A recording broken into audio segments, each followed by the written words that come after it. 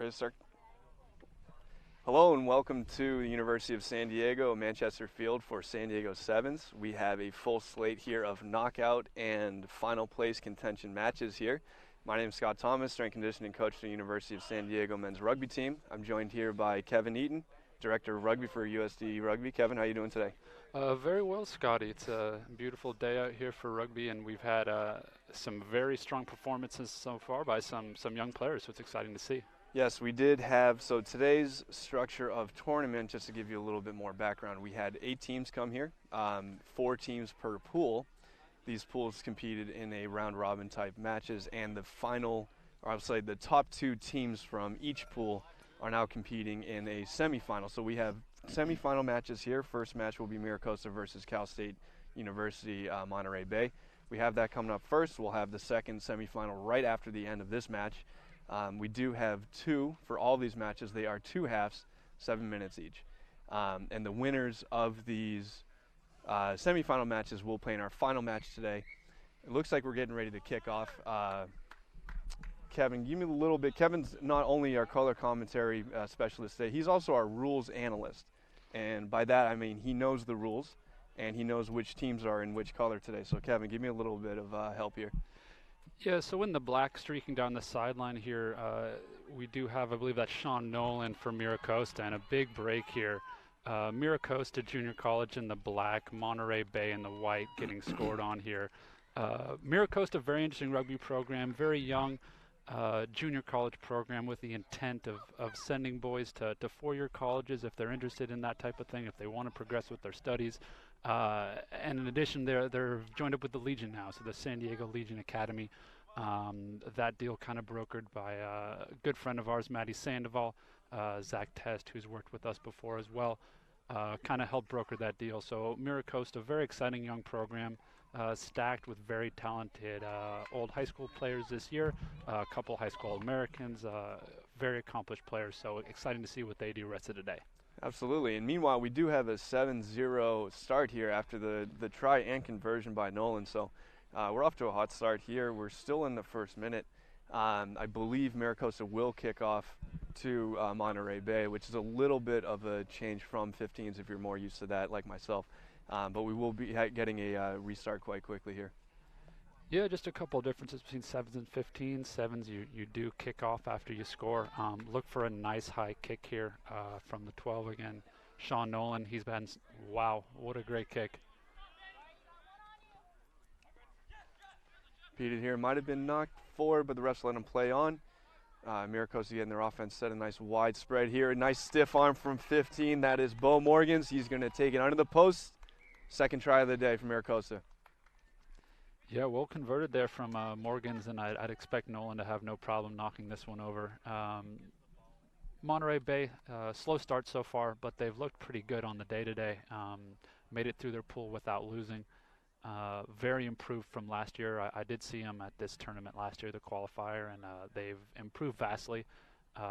They might not have the firepower to keep up with this stacked MiraCosta team, but we'll see how they bounce back from that. They need to regain their own kickoff here.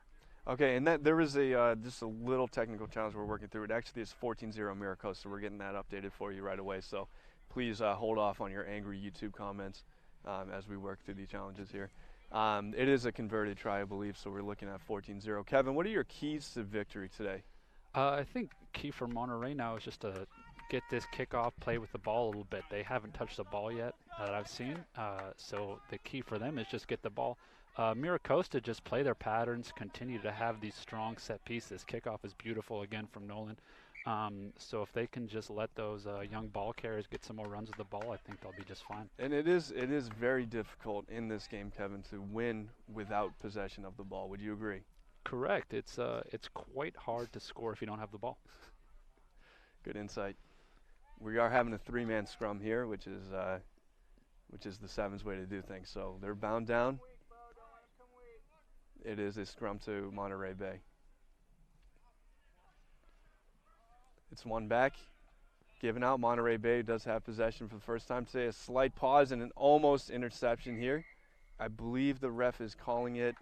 Oh, yellow card. Yeah, so folks, for those confused as to why there's a penalty and a card coming there, the referee deemed that the MiraCosta player coming in trying to get the intercept did not realistically try to catch the ball, and that play was thus deemed cynical, which is why he'll be in the bin for a couple minutes here. Might be a tough call. Kevin, it's a 2-minute sin bin? Yeah, so it's going to be a 2-minute sin bin here. As with anything in sevens, everything's compressed. So if you ask someone to do it, the normal 10-minute sin bin in sevens, they're pretty much gone for the full game. So he'll be off for a couple minutes here. Tough situation here for MiraCosta. They're put in, but they are man down. Look for the 12, Sean Nolan again, to maybe hang the ball up, settle down.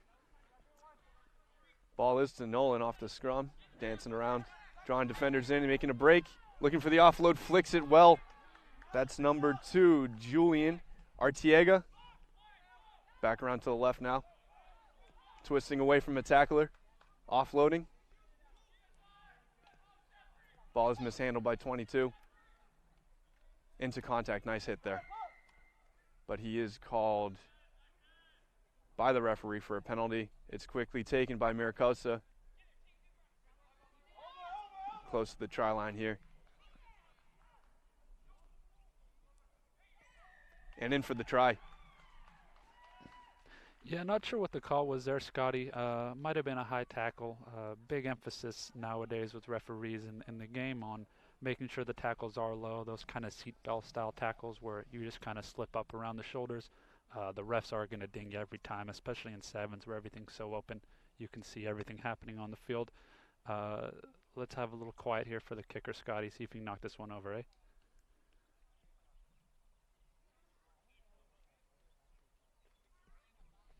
Nolan sets. Kick is up.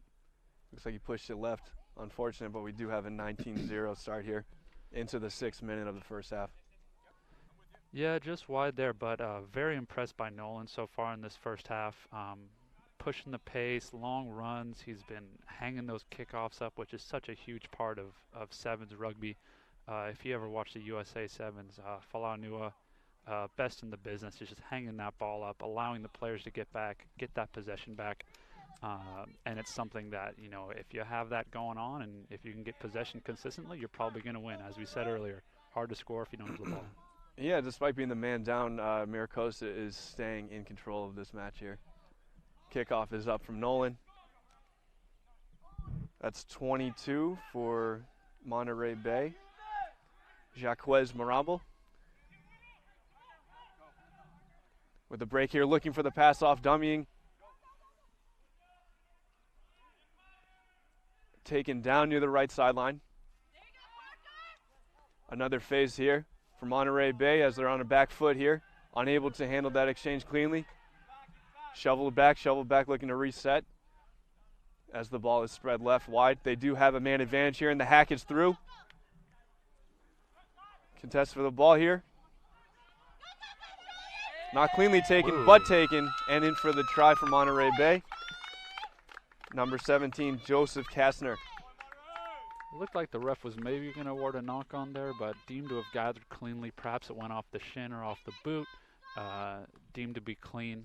We do not have a TMO, unfortunately, here at University of San Diego, Manchester Field, so that call will stand regardless. We do have a television. This is a match, but we are in no way official, so we will not be making any kind of decisions today. Very true, Scotty. Looks like we've got halftime here. A couple quick notes on the game so far. Monterey looking better as the game goes on. They're kind of finding their feet a little bit. They've had possession, which, as we talked about, huge in sevens. If you have the ball, you're probably going to score. MiraCosta, though, I'd still back them strongly to take it in the second half. They look a bit cleaner, running through the phases, looking a bit more threatening on attack consistently.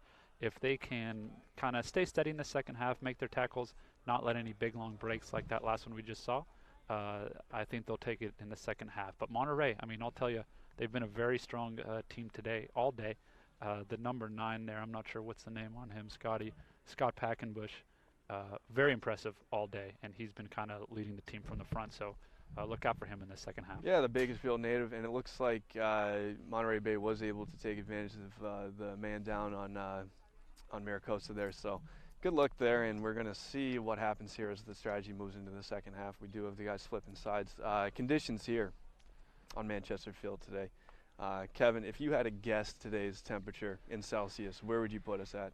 In Celsius, that's going to be a tough one for me, Scotty. I'd say right around 19 Celsius would be my estimation. Okay. You can do a quick conversion on that to Fahrenheit and see how we do on that. I'm sure Michael Dillon watching in New Zealand, noodle bag on, probably a little upset by my miscalculation, but well, I would say it's we'll about do our best. I'd say it's about 70, a nice 76 degrees Fahrenheit here. So shout out to my, I'm going to call him a production assistant, but he's doing a little bit of everything today. So I would say a nice 76 degrees. The wind, as you can see clearly on your broadcast, is very calm today. We don't have a cloud in the sky that we can see, so the conditions are almost ideal for a nice clean game of rugby for skills. But we are looking to start the second half here, so let's see what we got. Going to guess another good high kickoff from Nolan here. Let's see if these MiraCosta boys here closest to the bottom of the screen, if they can get up there and maybe contest, get that ball back for them. Ref's completing his count. Looking at his watch, gives the okay. That is Randy Williamson in today at referee. He is playing through, it looks like, some kind of right knee injury. And as a survivor of a right knee injury myself, I do give him a lot of credit for being here today. There is a knock that's been spotted by Monterey Bay, so the scrum will go to MiraCosta here. Yeah, so again, MiraCosta just looking aggressive off the kickoff. Monterey Bay hasn't really made the needed adjustments to gather their own ball.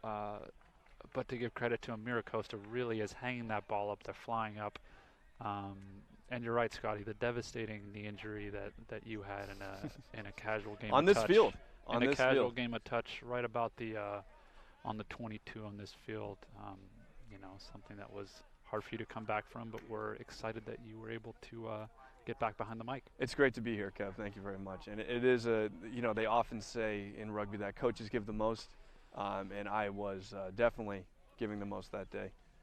The scrum is down in 1 by MiraCosta as they're spinning it wide here towards us.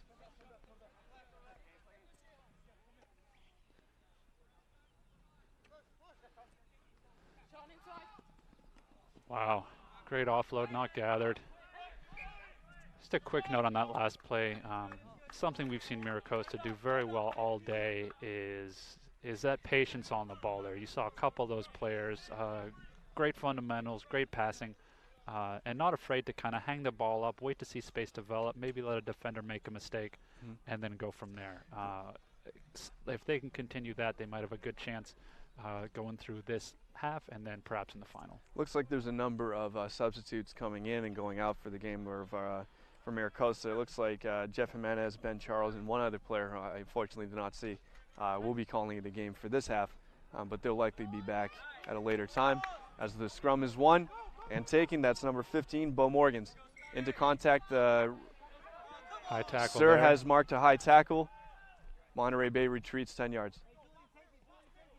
Tap taken by MiraCosta and taken towards this try line. Let's see if they can punch it in here. There's Nolan looking for option. Wonderful.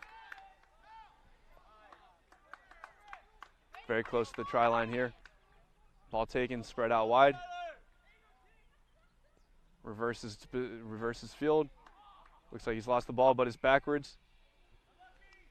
The ref has indeed marked it a knock on, so it will be a scrum to Monterey Bay. They avoid danger for the moment. Yeah, just a little fumble there for MiraCosta.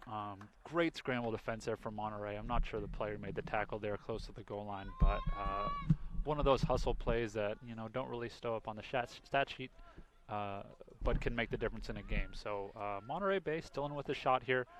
They will need to get out of their own end here, figure out something, make their way up the field, and hopefully punch a try in.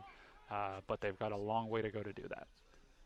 Right you are, Kevin. And there was a really good, I want to point back to this nice footwork there by Sean Nolan to create some space, commit the defender there, and find his man on the wing. Just wasn't really able to convert that into a try here, but let's see what they have here in the next phase. A dominant scrum, look at that. But the ball is taken by Monterey Bay and kicked into space. I believe that player chasing might be offside, Scotty. It looks like he might be. He is on now. Looks like to play a little soccer, but the kick does go into touch. I believe it was off MiraCosta, but we'll see here. No, the ball is given to MiraCosta, as the side judge did deem that the kick went straight from the foot into the touch. Yeah, so a bit panicked there from Monterey, but did manage to exit their end. I'm sure they'd like to have possession here as we get into deep in the second half. They do need to get this ball back. They do need to get points on the board if they do want a shot of making the final. And that's just what they needed. It's a little bit of miscommunication there, but we're up. The boot's there. There's space in the back, and the man has a hard chase. He's got a hard line. He collects. Wow. Well done. That is Jacques Marable, the Henford, California native, with a wonderful chase and pick for the try. And just like that, it looks like Monterey Bay is back in this match. Let's see if they can convert, make it a one-score game. Ooh, I believe he may have missed that. Unfortunate, Kevin. What is the worst kick that you've ever missed, Kevin? Well, there's a long list of that, Scotty. But when you are struggling to fall asleep at night and you think about a kick you should have had, which one comes to mind first? We'll probably have to go back to the 2014 Final Four, Scotty. Missed the kick against Bowling Green. Not a tight game at that point, but the game did end tight, and those 2 points would have really helped us. But I have a lot of sympathy here for the number 17 who just missed the kick. Long run to get there. It's easy to kind of take your eye off the ball, lose composure, and miss that kick. I've done it before. Yep. And we all remember. Yeah, and even being a great kicker yourself, Kevin, we do remember all your misses. And that one, the Bowling Green game, you did say the game was out of reach, but most people have forgotten. I haven't personally, but most people do tend to forget about that. Let's hope that 17 can forget and see if he can draw this game back in. I believe, are we at 19-10? I believe that score is correct. I don't believe that Monterey has converted either of their tries so far. Looks like we might actually be at 19-10 here for Monterey Bay, since the conversion was unfortunately missed. Meanwhile, we do have a penalty noted by Sir Williamson here. And the tap is knocked by Monterey Bay. Unfortunately, he's going to want that ball back. That's a killer. I mean, you're hearing from the sideline, go quick. You're hearing from your teammates, go quick. You want to get that ball off your foot.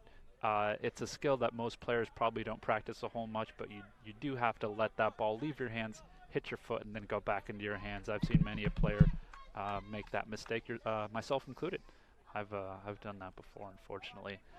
Just to go back to that Monterey Bay try, one of the best tries we've seen all day. The kick through from number 17, well gathered by the winger. One of those ones where you're judged by your results. You usually don't want to kick the ball away from sevens, but very well gathered. And here's Nolan on the other side here with some space. He's going down the sidelines looking for support, commits his man, makes them both miss. He's got one more man to beat who's got a hard line on him, but it looks like Nolan is in for the try. That may be a dagger try here as we're reaching the end of our 14th minute. This half and this game may be over after the conversion here. Yeah, well, again, it's been an outstanding day from Sean Nolan, and that's kind of just encapsulates his game. A big break, the patience to kind of wait for support to come. The defending players not sure where to go. They see the men coming in support, and then just a little shake and bake to get through and dot down for a score. Another outstanding try for Nolan. We've seen some really great footwork from him all throughout today, and that was absolutely another good example of that. So Sean Nolan and the MiraCosta College Sevens team will advance to the finals, while CSU, Monterey Bay, will compete for the third place finish here after the break that we have later on scheduled today. But next up, we do have the number one pool finisher from Pool A. That's going to be Claremont. Will be Claremont Colleges taking on the number 2 finisher from Pool B, which is Sonoma State. So another good matchup coming up very, very quickly. I believe that original scheduled kickoff was for 3 p.m. So really within 2 minutes here as I look at my production notes. Kevin, what are the keys to victory for Sonoma State here? Uphill battle for Sonoma State in this one. They have the players, they have the athletes, they have some good structure. This Claremont team is a very dominant team in 7s and 15s. Reigning national champions 15s, runner-up in 7s. This is for the Enscrow. Enscrow, correct. The squad is littered with All-Americans. You have Maddie Grunling, Frankie Reyes, Chance Sears, Connor Lehner, all very strong, very good players. Give me fits when we coach against them, but all good players in their own merit. So look for, I think, a similar type of performance from Claremont, and I would tap them to be facing MiraCosta in the final. Interesting prediction. Okay, and just to run through this, Kevin, the winner of today's tournament does receive an automatic national bid to National Sevens. Is that correct? That is correct. So the winner will get the bid from the Pac West region. Last couple of years, it's been the Claremont colleges going, been performing well, representing the West Coast. They'll look to compete again to get that automatic bid to nationals. And there is also a trophy present here today, Kevin. Is that correct? There is a very nice trophy put together by Gold Medallion Awards up in the Kearney Mesa area. Shout out Gold Medallion Awards. I believe we also went there for our championship belt. Is that correct? Not correct, Scott. Not correct. Okay, we have kicked off here with a nice high kickoff, and the ball is not taken cleanly. I believe it was knocked into touch. So, see, the referees will have a small conference here to see what's going on. Looks like it will be a line out to Claremont. I believe it should be Sonoma ball. I did see that ball. Looks like it went off a Claremont It hand, is. but we'll see. At the end of the day, we are not the referees. We're just a couple of guys with microphones. Wearing makeup. I thought we would be live on video, so I put on some eyeliner and mascara this morning, but all for naught. Here we are. Line out is up. That's not straight. Center ref today. Shout out Alexis Alfaro, USD alum, great player previously, tremendous opera singer. Hopefully we might get a little performance here if we can get him over on the mic. Look for Claremont to put a good attacking move off this scrum and see if they can punch the first points in. Do you know Alexi's vocal range by chance, Kevin? I do not, and I don't know what that means. I would venture a guess that he's a baritone. He seems to have the build for it. Slight yet forceful. We'll see at the break. As there is, speaking of breaks, there is a nice break and offload there for Claremont, and the try is putting down beautifully. I believe that was number 9 putting it in, Max Sickinger. But really a number of that work was done by that wonderful break down the line. I'm trying to see his jersey number so I can get him a shot. I believe it was number 8. And that is Chance Sears, one of the All-Americans for Claremont. What did you see, Kev? Yeah, I mean, it's a big man, so you probably don't expect to see him on the wing. But he opened up those long legs, got that stride going, beat the man for pace as he got caught. Great dish inside for the offload. Great support there from the 9. And looks like a missed kick from Claremont, but they do take the lead 5-0. Look for another high ball up here for these big forwards to chase.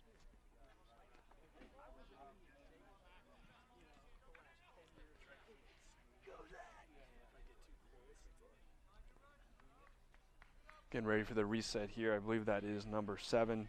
Maddie Grunling, another All-American, as Kevin stated, for the kick. It is nice and high. It appears to be 10 and is taken down by 22, Sam West. Well done there. Good contestation. Oh, a great dummy here. And cut back in. It looks like it's a try time for Maddie Grunling. My goodness. Yeah, well, they don't give out All-American awards for participation, Scotty. These guys from Claremont who have gained that distinction, they're all great players. Grunling in particular, great footwork, great kick as you saw there. That last kickoff, very well hung up, very well charged down and caught by, I believe, Sam Ness. And look for Claremont to do more of the same. I think Sonoma State really have to look to contest this kickoff, get this ball back, have a little possession, and get back into this game, because I think one more try in this game might just kind of run away from them. Right you are, Kevo. And is this Sam? I believe I called him Sam West earlier. Is this a W? That could be a W or an N. Shout out handwriting from Jeremy Ognall. Pretty poor there, but we're doing our best here on the sidelines. Can't say the same for him.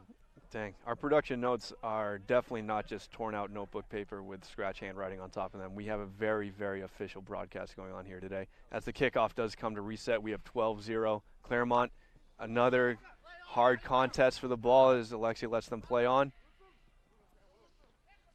Yeah, it looked like it might have been a little knock there from Claremont, but let the boys play. And another great attacking opportunity here for Claremont. Good attack on the wing and a nice offload to the 9 who goes into contact, looking to play another phase. That's exactly what is done as the ball is spun towards us.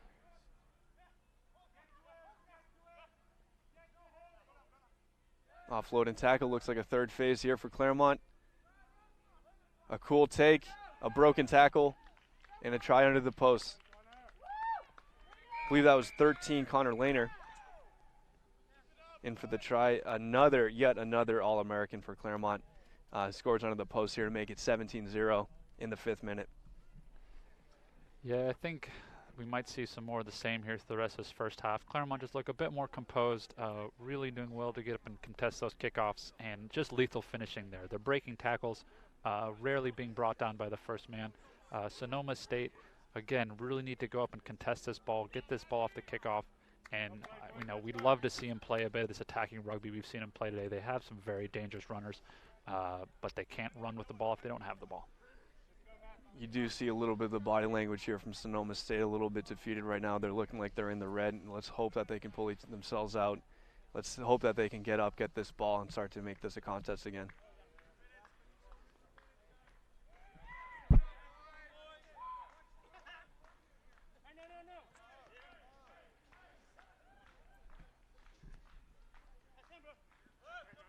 The kick does bounce, but is taken by Sonoma State. Into contact, the ruck is formed. 1, and the ball is out for a phase for Sonoma State. Let's see what they can do with it here. 2 broken tackles. Draws in some good defenders here into contact. 3rd phase for Sonoma. Sonoma is not shying away from the contact in the 7s matchup as the ball is stripped and knocked back to Claremont. Yeah, great intervention there by Frankie Reyes, number 23, reading the play, coming up, forcing the knock on. Frankie Reyes, another decorated player from Claremont, another All-American, kind of that Kyle Sinclair mode of a prop, just very strong ball carrier, great with his hands, good fitness. You could see, anytime you have a prop out here playing 7s, you know he's got to have a good ticker, good work rate. So look for him to feature a bit more throughout this game. Punishing run by number 8. Claremont, that's Sears, as he breaks down the sideline, looks for an offload and finds instead a Sonoma player. Sears is down for an extended amount of time here on the field as the ball's going down the other way for Sonoma. Turned over yet again. Claremont ball. Yeah, it looks like Sears is still down there in back play. We do hope he's all right. Great player, another outstanding run by him. Hope he can recover. Ball spun here by Claremont to the near sideline. A great open field tackle here by Sonoma State, and I believe this ball is nope, this ball is retained. Almost blown up for a knock on. Here's open if he sees it.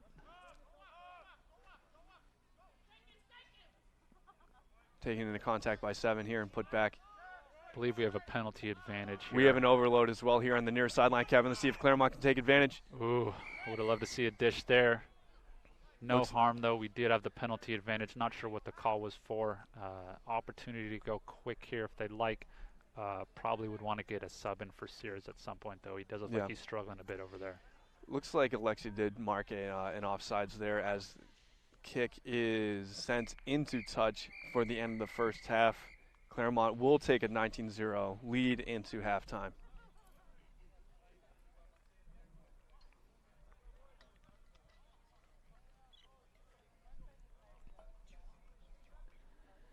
Yeah, Scotty, dominant first half there from Claremont. Always looked more poised and controlled. Probably a couple other scoring opportunities left begging by them. They'll probably have a chat here with coaches Ray and Jeremy Ognall about executing even a bit better to make sure they can carry on the momentum into the final. Sonoma State, a couple flashes of brilliance there. Number 20, I believe that's John Blah, very strong ball carrier. He's been doing well all day. Would like to see him get the ball a bit more. Looks dangerous when he has it. But again, they just haven't had the ball, haven't had the possession that you need to be successful in 7s. So hopefully they can play a bit more in the second half. Right you are, Kevin.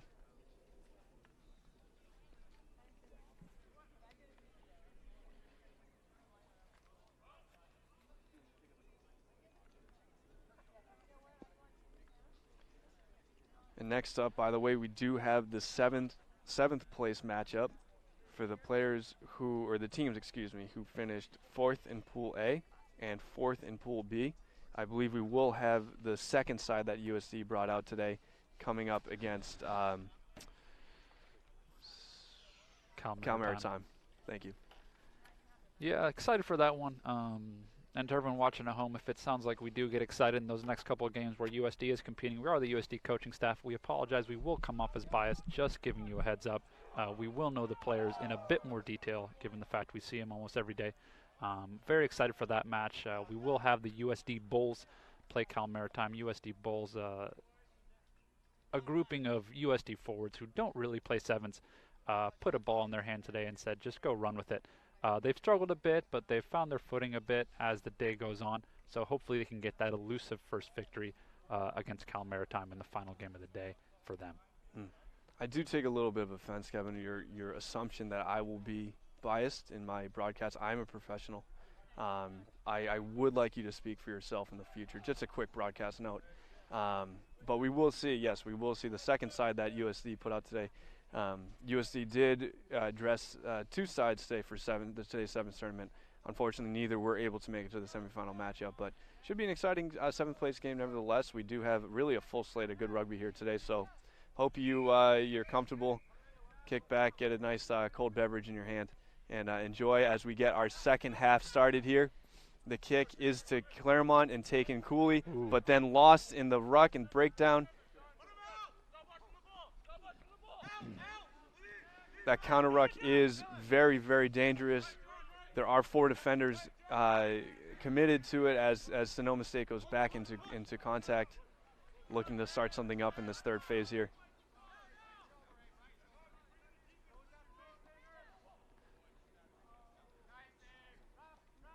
Offloaded well here into contact, staying away from the ground space in the ruck as Claremont is aggressive here in a little bit of space here on the wing. 22 takes it, breaks 1 tackle, offloads well to 20, his teammate. As the tackles are coming here, they're playing a little bit of patty cake, slapping each other on the shoulders. And there's a suplex, my goodness. Shades of WWE SmackDown here at Manchester Field. No cards, just a quick penalty and a quick tap, and we are back at it, boys. My goodness. We have 2 Claremont players down here in the near sideline as well, so they are effectively shorthanded right now. Lots of space here, very bunched up by Sonoma State. Ooh, my. Oh, that must be minimum a yellow card from our referee, Alexis Alfaro. We hope that the Claremont player down injured is all right. That was a pretty blatant cheap shot after the kick there. Great option to kick through, and I think he might have regathered if not for that. I gotta say, pretty dirty play there. Kev, do you think had Alexi given a card for that suplex, we would have seen that play at this stage? Hard to say, Scotty. Can't predict the future. The suplex back there by, I believe, Abraham Asante. Tough play. It's always tough when you're tackling a player much smaller than you. You're going to have that leverage. You're going to get them up. But again, as we seek to make our game safer, it is the responsibility of the tackling player to bring that man down safely, which he did not do. Happy with the call for penalty only there, play on. Okay, and the training staff is now assessing the down Claremont player for injury, a little bit up.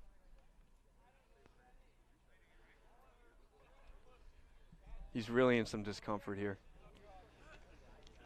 Yeah, it looks like he took a hard shot to the shoulders, maybe rib cage area there. Hopefully just a situation where he's been very badly winded. Hopefully there's no structural damage to the ribs or the shoulder collarbone area here. And we can, he can regather himself, get back into the game, and maybe be available for the final. That's definitely what we're hoping for. I believe that is Jeremy Siao. Taking a moment to regather himself here. We do hope the best. He is up on his feet. Back down to a knee here.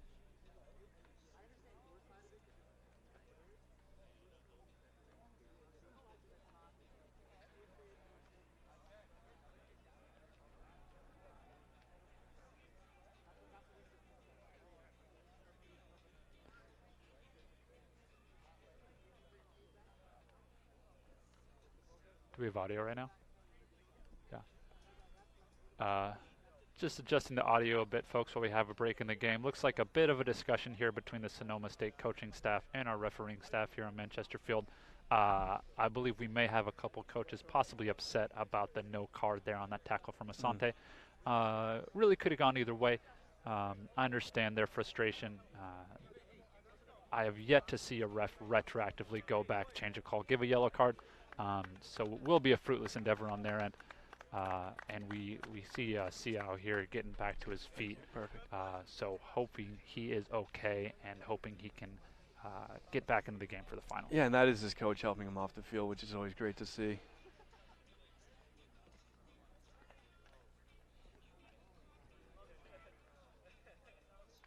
So also a quick note, our time on screen is unofficial. I do assume that the referee did call time off for this this long break here. So our apologies, but doing the best we can here, folks. Yeah, a bit of an extended break here. Looks like we may have a Sonoma State player down actually on the far side of the field. Just saw that. We were paying attention to Siao here, hoping that he is all right as well, of course. It is a very unfortunate part of the game of rugby. It is a dangerous game.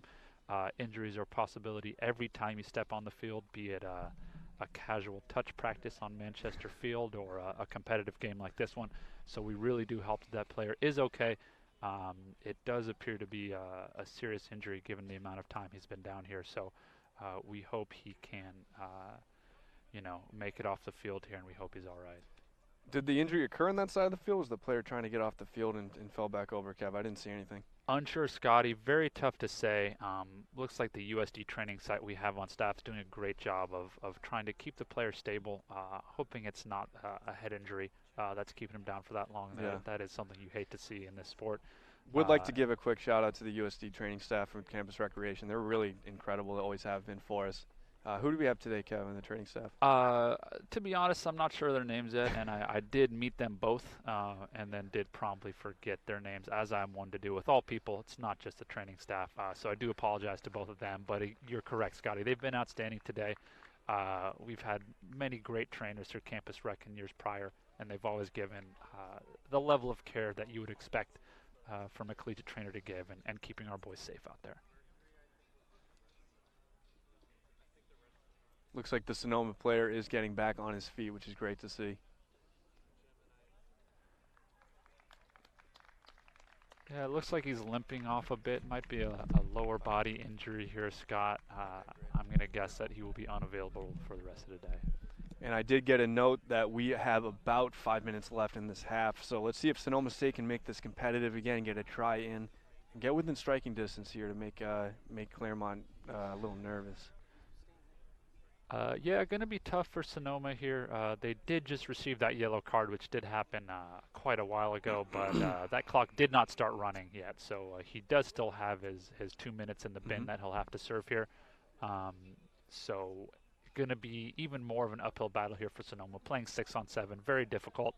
And we'll see if Claremont can continue to be clinical, exploit that man-up advantage, and put a couple more tries in here to really get the momentum going to the final. Looks like we'll have a tap reset from that penalty to Claremont as they're getting set in their offensive attack. See, referee shows time is back on as he resets the game. Might be going to touch here. Kick actually is going to touch right into our living room here. Nearly took out our boom microphone, but it did not. Yeah, so kicking to touch there from Claremont. Probably would like to get a bit more distance on it, but we'll see how they work through this line-out. Decision there to go for touch, probably to try and get the Sonoma State players involved in this lineup and exploit that one-man overlap perhaps on the edge. That did not appear to be straight. Typically in sevens, this is not a 15s hooker that is playing here, so. Oops, can I see this? Thanks, Mal.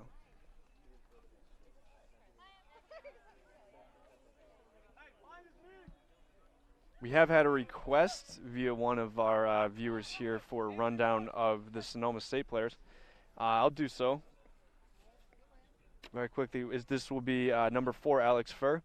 Number 7, Dylan Myers. Number 8, Dominic Silvatiera. Number 12, Jonathan Torres. 20 is John Blah. 23, Michael London. 22, Devin McGee. 15, Flores. 9 is Van Nerven. 21, Ricky Mays. 19, Justin appears to be Butler. And 3 is Dominic Caravelle.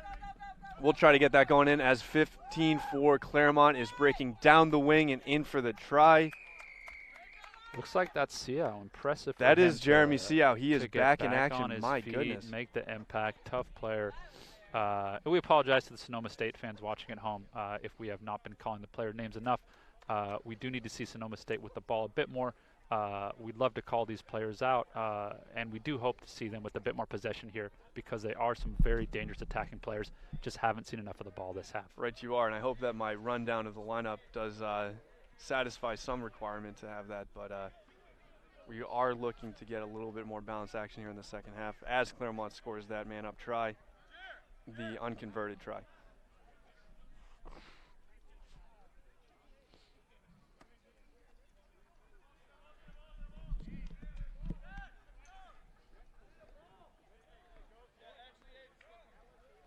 As the ball is brought back into play, we are looking for another kickoff to Sonoma State. Let's see if they can reset. Alexis Alfaro had to deny number 8 from coming back off. I believe that's Dominic Salvatierra. Yellow card is not quite up, so Sonoma State will have to receive this kickoff with 6 men. Let's see how they do. Kickoff is up and is bobbled a bit by Sonoma, but taken into the near side. A great tackle here by Claremont as the ruck is formed. Good number of players there. A ball is picked by number 7, Dylan Myers, and taken back into contact as we get into another phase here for Sonoma. Nice hard run here. That is number 20, John Block. There. Penalty Great job spotted. At the breakdown there.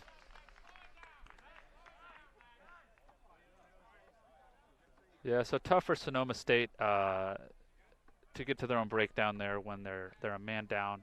Playing a bit congested there. Strong carry by John Blah again.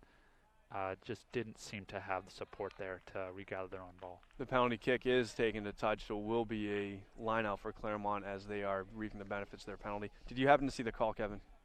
I believe that was not releasing there. Looks like number 22 came in. I believe that's Sam Ness. Came in, strong body position over the ball. Something that you love to see that from a few of the guys in your 7 side, able to regather possession or get the penalty. And looks like the line out is clean there. We have a successful line out here for Claremont as they're sweeping back towards the near sideline. Looks like they might have a 2-on-1 situation here. And a great offload there. That is number 6 to number 8, Takayama to Chance Sears.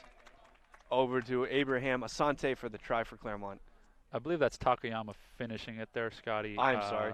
But name's all correct there. I believe that was Asante to Sears with inside the type of Harlem Globetrotters offload, the basketball pass into the streaking Takayama, who finished very well there. So another well-worked try from Claremont, showing off their offensive power all game. And we do hope that Sonoma State can get this ball back, show us what they have, because they do have some great attacking players. We'd like to see them with the ball a bit more. Conversions pushed wide of the left post. We'll see if this is the last phase. As Sir checks his watch, looks like we might have one more phase of play. Let's see if Sonoma can get on the scoreboard here.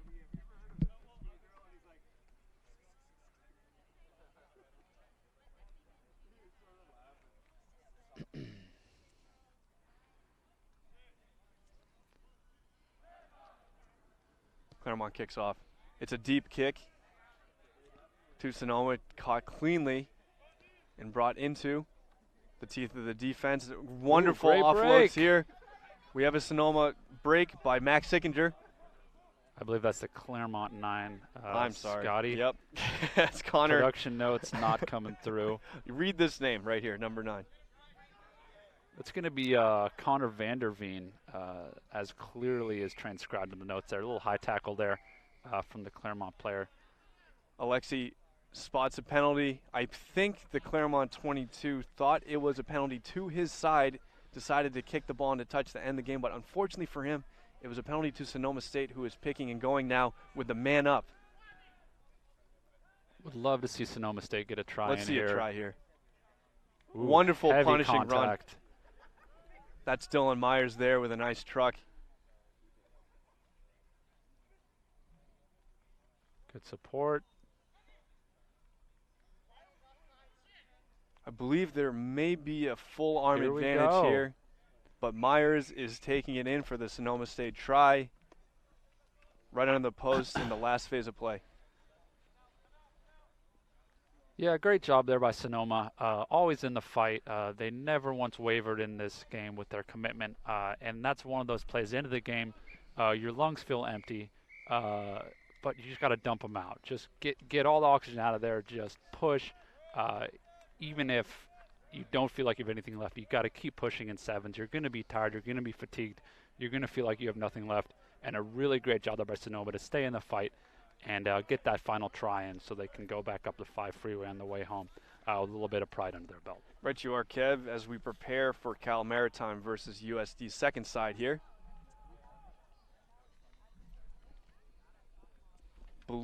So Claremont will go on to the final, as correctly predicted here by Kevin.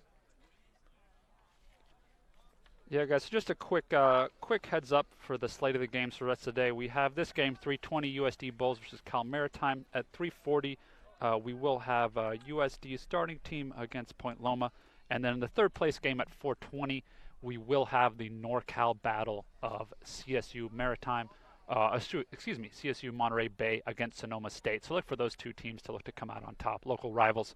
And then the final, of course, will be at 4:40, and that will be Claremont versus the local MiraCosta Junior College. But coming right now, we have a very exciting game. The USD Bulls, some of these big USD forwards looking to maybe put a hit on somebody, maybe a big rumble with the ball, and well captained all day by our flying Frenchman, Henri Vatinel. What have you seen head coach Charlie Purdon, excuse me if I'm getting his title incorrect right now, but Coach Charlie Purdon, what have you seen him saying to the USD sides today, Kev? Well, obviously some harsh words for the first side, who had a disappointing day. The second side, it's just been to stay in our systems, play our pattern, and really learn the game of sevens. A lot of these guys are playing their first ever sevens tournament today. They are the big boys. They're usually the locks and the loose forwards and 15s, so they aren't really used to this style of rugby. But they have performed well so far, made their tackles, had good runs, and we hope to see more of that this game. Wonderful. Maritime does have the ball from the kickoff, taken cleanly. Absolute unit on the field, number 4. My goodness. Knock there from Maritime. Yeah, Cal Maritime likely emptying the bench in this game. They're going to head back north and start focusing, I believe, on their 15th season moving forward. So likely just trying to get a lot of the boys who maybe don't get a good chance to play in this sevens game a good look today, and hopefully that they can have a good game today. USD sets the scrum, and they're looking for an attacking line here off. I believe Alba has the feed in here. Ball is kicked back into play, taken by Henri. Into contact as USD looks to ruck and reset. Penalty marked here. High tackle there in favor of the USD. I don't really like that call, even though it went our way. Henry Vatnell flying all over the place, one hand on the ground. It's tough not to high tackle him there when he's already down. Right you are. Elba on the near side wing here takes the ball into contact. The ruck is set and recycled out here. Numbers wide here if they use it.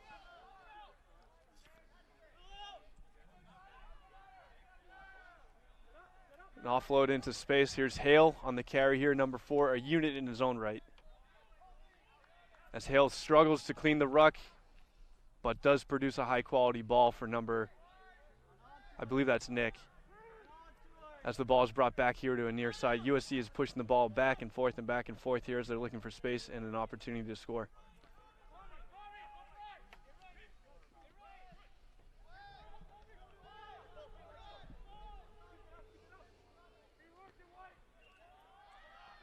Runner is brought down but is not held as he is regaining his feet and looking for a couple more meters on the ground here. Great possession here from USD. Really working through the phases. Nice offloads. Good hard running.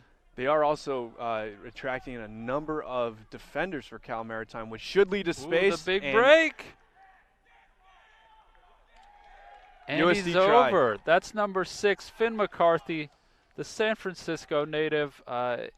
He's been coming along really well, the freshman for USD, and really caps off probably the best offensive look we've seen so far from this young Bulls team.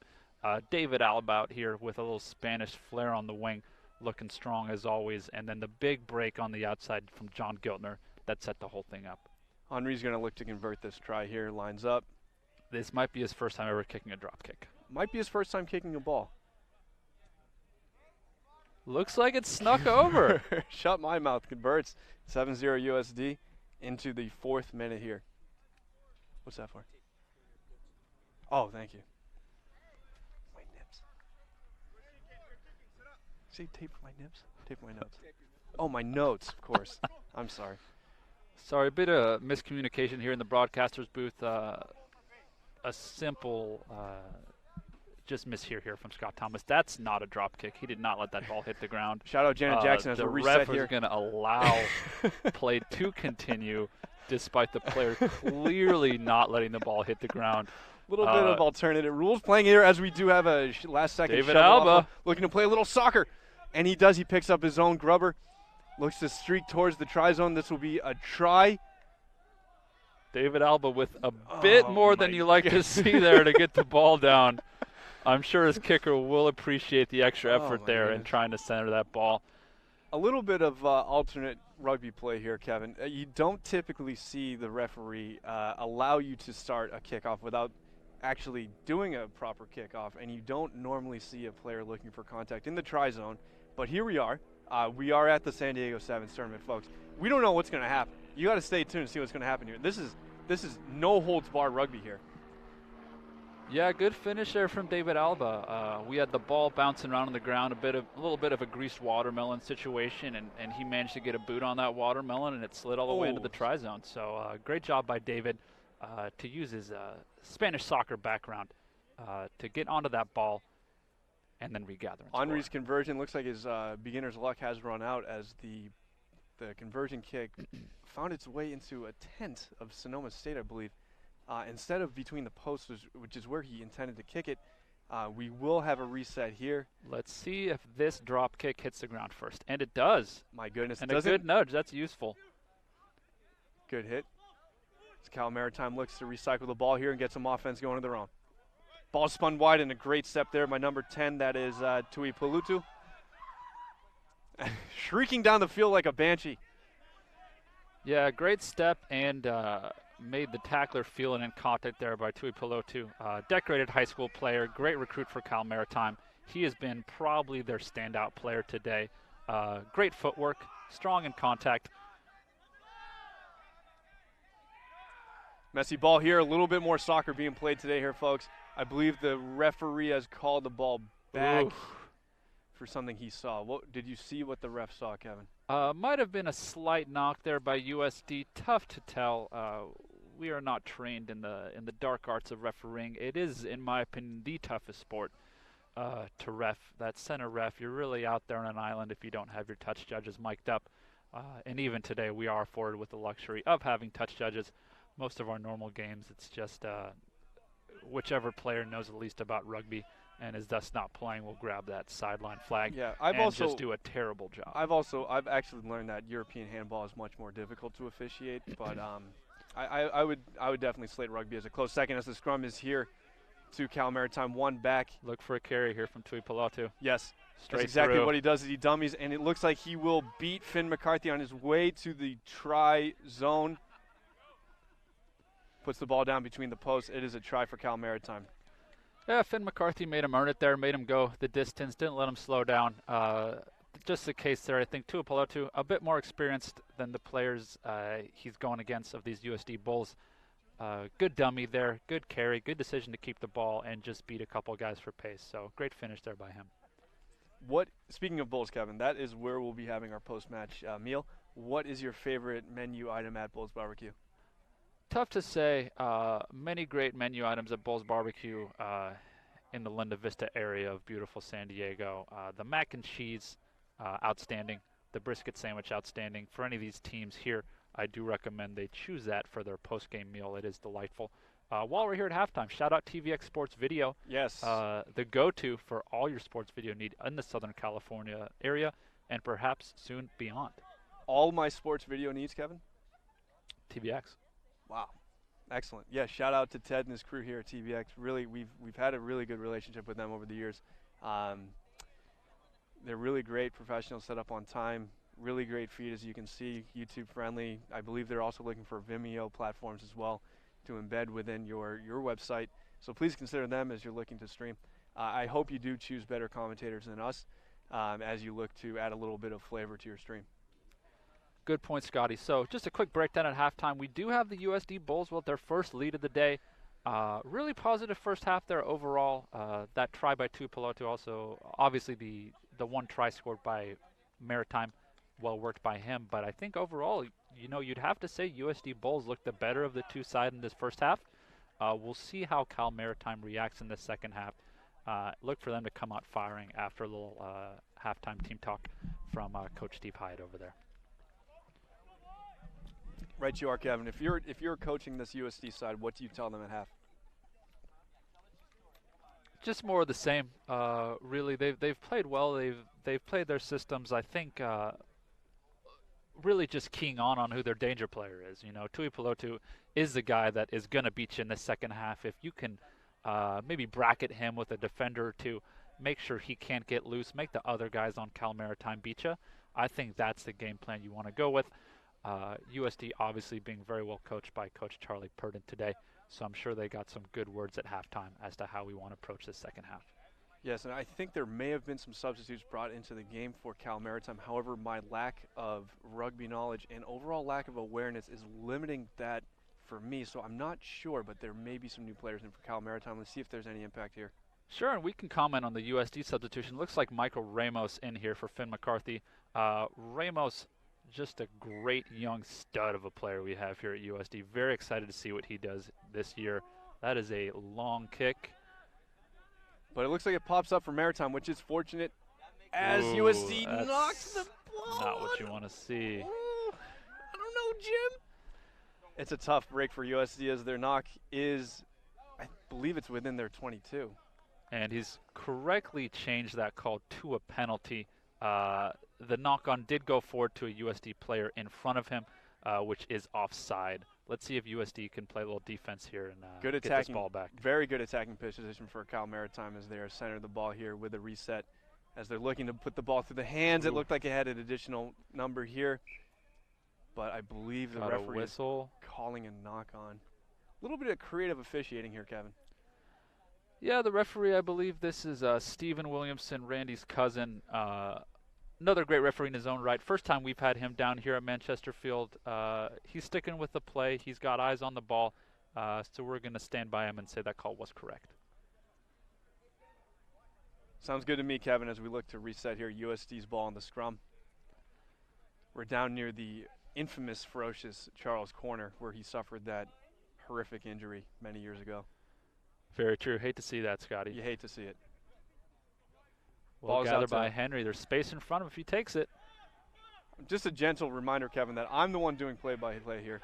And as Henry Vattenhill, with a beautiful stiff arm, fends off his man as he's going down the sideline, offloads to his teammate here as he's looking to get underneath the post. I believe. For a try? Oh, my. Okay. Try awarded by the referee. We will be working on that skill this week, that try put down.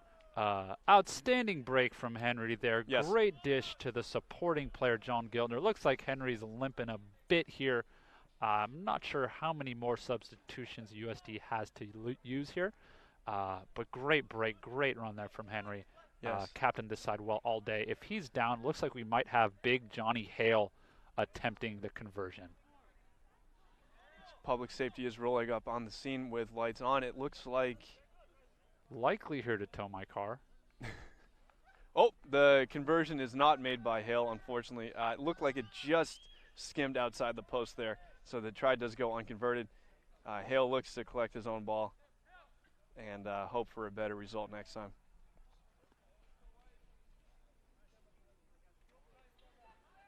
Has Henri come out of the game, Kevin? I believe he has stayed in. Tough player. He's going to tough it out. You always want your captain to be on the field for all 14 minutes, and looks like he's going to do just that. The kick is off by USD. Gathered by Maritime there with great hands by the big boy. You'll love to see that. And Graydon Gunner there. Looks like there is a good recycle there, and they will play on for another phase.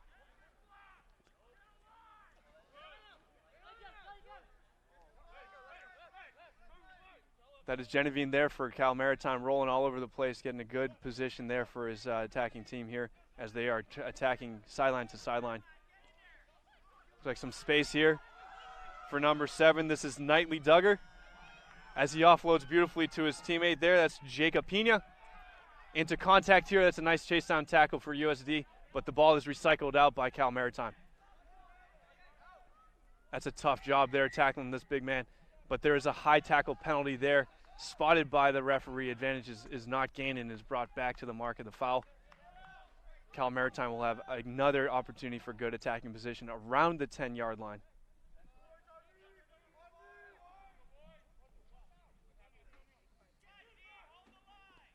The ball's reset and unfortunately knocked on by Cal Maritime. He's going to wish he had that again.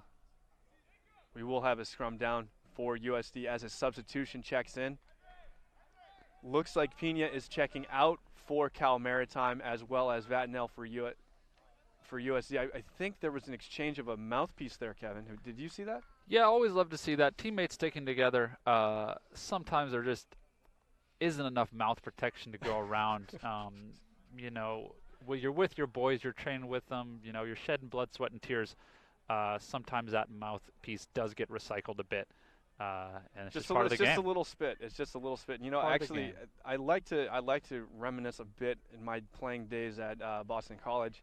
That reminds me, I had a game where I forgot my mouthpiece and forgot most of my skills and talent as well. But forgot my mouthpiece, and a teammate did hook it up after he was on the sideline, threw me his mouthpiece. But unfortunately for me, previous to passing me his mouthpiece, he was enjoying a nice peanut butter Cliff Bar. So for the entirety of the game, I could just taste nothing but peanut butter and Cliff Bar, and I like to think it distracted me through my play and didn't have a great game. Yeah, always tough. You don't want to have that flavor in your mouth whenever you put a mouthpiece in. You're expecting that kind of generic rubber taste. I imagine that was quite jarring. And good job there from Michael Ramos to get over the ball and force a penalty for USD.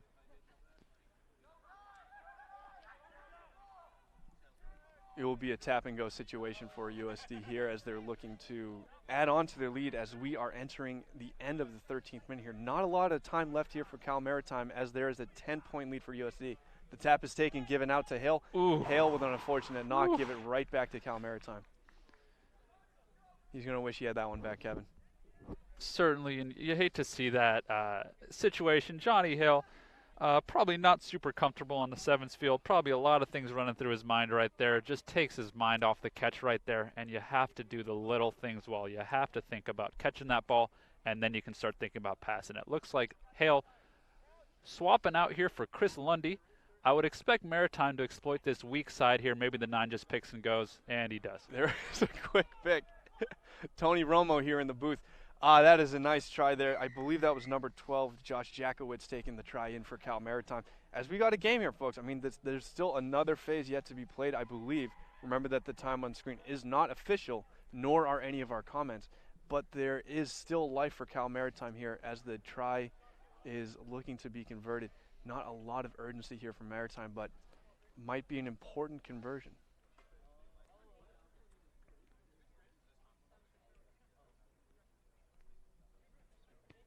Tuipulotu does not convert as the kick is dragged straight to the left. Full time. Referee calls full time here as the side judge looks to check his watch. I think we're in a watch off, folks. There's a controversial finish here on the field in the 7th place matchup, but USD Bulls will take the victory and the 7th place finish here, the San Diego Sevens. Yeah, well done there from the Bulls. Likely playing the majority of their Cal Maritime counterparts. You know, to be fair to Cal Maritime, that wasn't their best side.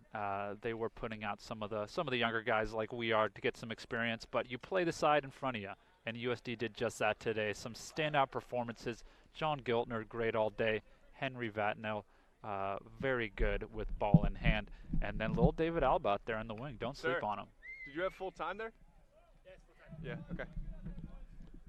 Just doing a little ref check there, but he didn't really blink. I think they're all together there. Okay, we do have another matchup here. It will be our 5th place game. It will be Point Loma Nazarene University, who finished 3rd in Pool A, versus the 3rd place finishers of Pool B, which is USD's first team out here. So this should be a pretty good matchup, Kevin. Yeah, I'm expecting a tight one here. You know, Point Loma showed very well all day. USD, I think the players would tell you themselves, very disappointing performances in the first couple matches today. And like we have done earlier, we're putting on some of our less experienced 7 players. Gabe DiPaolo to feature heavily in this one. He's come on well today. Very new to the sport, and he's really caught on to it. So look to see him maybe have a good run with ball in hand, strong defensively. And then we have the speed options in this one, folks. Be ready for the combination of Mark Bichetti and little Matt DeSalvo out here in the wing. Both very fast, very speedy players. Absolutely. You cannot sleep on Point Loma. That being said, Kevin, they have the big man on their side. I'm not talking about number 21 here. All right, the kick is up, and it's into space. Looks like USD saw something, and unfortunately, the set piece, which I think that must have been a design play from the jump, Kevin, but DeSalvo was not able to track that ball down before it traveled into touch. So it will be a line out at the mark for Point Loma. Yeah, I like the decision there from O'Shaughnessy, I believe, or it was Wilmer actually taking the kick. Try and regather that ball. We do have a line out here, but again, you know, this is probably not Point Loma's starting hooker. He's not used to throwing this ball, and you could always put a lot of pressure on the opposition line out in 7s. Yes, and a quick shout out to Point Loma coach. I do not know his name, but his roster that he gave to me, probably the nicest handwriting that I've seen in a long time, Kevin. Yeah, I believe that's Dale Berquist Turori is the name. Outstanding handwriting. An outstanding job coaching these young boys from Point Loma. I've seen a lot of improvement from them year over year consistently, and we'll see how they do today. Lineout is taken by USD, and Miller looks to direct his teammates into space here as Shaughnessy with the ball given out to DiPaolo, out to the wing to DeSalvo, into contact. USD will recycle for another phase as the ball is spun wide. Pouncin taken by Miller, and looks like they have a 2-on-1 on the wing if they can take advantage of it. Unfortunately, poor pass there from Wilmer. It was a low pass by Wilmer, not able to be taken. But the counter ruck is on, and advantage will be played. The knock advantage is played by Sir. We'll have a scrum down Point Loma. Yeah, you'd like to see a better pass there from a player like Wilmer. Very good, very experienced player. And it's one of those things, I think the eyes get a bit too big. You forget about the simple things like just putting that ball where it needs to be to get caught. Look at a bit of a ground ball there. Look at the video quality here, Kevin, as we're looking into our stream here. This is a little bit of a sloppy play here by USD, but it will be taken back by Sir for a full penalty advantage. I did not see the call, but I was too busy looking at this crisp visual quality here by TVX Sports. Shout out again, Ted. Very easy to get distracted by that, Scotty. USD will look to tap. Ball is given to O'Shaughnessy, the 9, and trying to give it back. There. Looks like they're looking to clean it up here as the ball is taken into contact and dished out to Miller. That was a pretty risky offload, but it pays off as DeSalvo is streaking down the wing here, breaks a tackle, and is into the try zone for the first try of today's match. Yeah, it looks like a couple questions there from the Point Loma boys about whether that pass traveled forward. Referee deemed it to have been lateral, and thus we do play on. Good finish here from DeSalvo. We do have a 5-0 mark here for USD as the conversion is about to be taken. I do not see who's... Oh, this is Wilmer here for the conversion from a difficult spot on the field. Lined up his kick and struck well, but unfortunately just pushed a little bit wide. Does not convert. The score will remain 5-0 USD as we enter the 4th minute here. Yeah, sustained pressure there from USD. You would have liked them to punch it in earlier. That pass from Wilmer to Bichetti should have gone to hand. They should have had to try a lot easier than that, probably under the posts. But good job to have the mental focus to recover, keep the ball in that area of the field, and eventually finish with points. Wilmer collects the ball for the reset here as he kicks to Point Loma. Look for a nice high kick to the left here with Cam Miller contesting. Right you are. Ball is allowed to bounce, cleaned up by Point Loma, and it looks like the referee has marked a knock by USD, so it will be scrum down Point Loma. Yeah, I would have liked to see Miller collect that. It was right in his breadbasket. Again, one of those situations where I think the eyes get a little too big there. They kind of can't believe in a type of situation. They just forget about the little things like catching the ball. Big push from Point Loma. Ball spun back by Point Loma here as they're looking to attack space. Taken out wide, and a switch pass is on, and a cut to the outside by Point Loma. This is wonderful play here. I believe that is number 9 with that final push into contact, Caleb Bates. Another good offload. Ooh, he's streaking down the sideline here. I think he's got it. Nick Fernari now is streaking down the sideline towards the try zone, fending off a defender, fighting off another defender as he gets into the try zone, places the ball down, applies downward pressure, and that's 5 points, folks. Good finish and good read there from Point Loma. USD a bit silly at that ruck, committed too many men. Gabe DePaulo, young player, dove in there when he really should have stayed out and probably watched that weak side. But we have a tie game here, and we'll see if Point Loma can take the lead.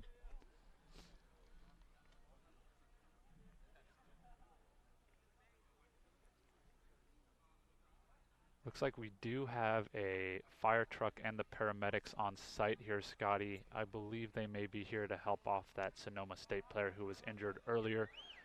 We are happy at the very speedy medical care and quick turnaround time from USD Public Safety, as well as our local San Diego Fire Department and paramedics. Yeah, shout out Engine 23 who's here on site, and shout out AMR, shout out Ryan Schott for all your great help with everything there. So really do wish the best in terms of speedy recovery as Point Loma is going to reset the ball here. We do have a tied game, 5-5 as we're entering the final minute of the first half. Yeah, shout out Ryan Schott, San Diego Fire Academy inductee, and we do certainly hope for everyone's sake that that ambulance is not being driven by paramedic Lucas Morales. As USD streaks down here, that is Mark Bichetti here, but the pass is deemed forward by Sir, so it will be brought back and a feed in scrum by Point Loma. Great break there from USD. Just couldn't finish. The Point Loma player looks to tap. Unfortunately, it is a scrum situation.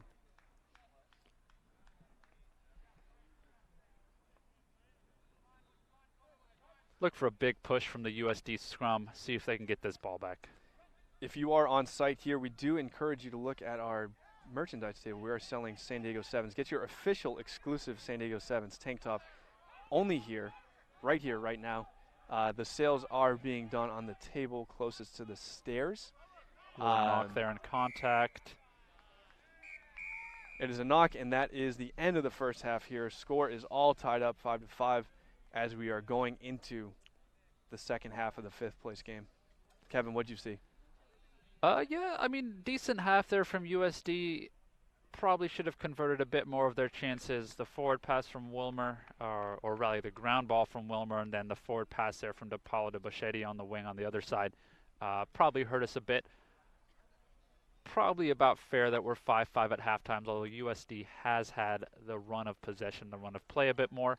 USD now only 2 subs. We have had a couple injuries, unfortunately, so we hope that we can cycle these boys on a bit, get some of these more tired guys a little bit of rest, and then hopefully get them back on firing for the final couple minutes of this game so USD can lock up that 5th place. If you're coaching Point Loma, Kevin, what would you tell them at this halftime break? Not a whole lot, Scotty. They've been making their tackles, which is fine, and anytime the opposition has a majority possession, you can limit them to 5 points. That's good. Likely just want to focus on winning their set-piece ball a bit more cleanly, a bit less mistakes, and a bit more of those speedy runners we like to see. I'd like to see them with the ball a bit more in open field if I'm the coach over there. Right you are, Kevo. There looks to be a little conference here with the referees as well, just polishing up on the finer things. Like maybe don't forget to ensure the player drops the ball prior to the kickoff. Very true, very true.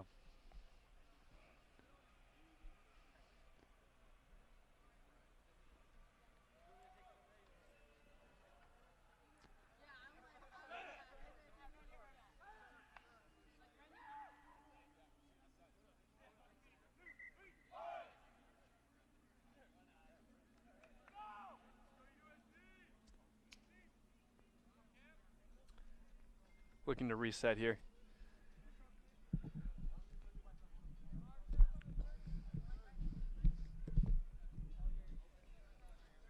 Looks like USD receiving the ball. Point Loma looks to be kicking off left to that side where we have Wyatt Darien and Cam Miller set up. We hope that they can catch that ball cleanly and move it out to this weak side over here where we have Bachetti and DeSalvo ready to run with the ball at pace. Second half underway here on Manchester Field. Nice high ball there from Point Loma, taken up and spiked back by Cam Miller as the ball is fed out into space here by USD. Let's see if they can attack. They got a good platform here. Bachetti offloads. A nice fend there.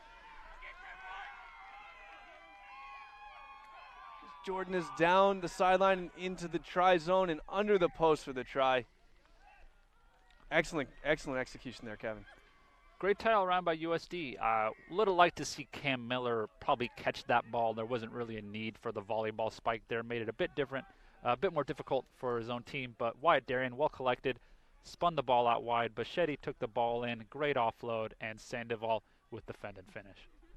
Cammy, catch the ball, dude.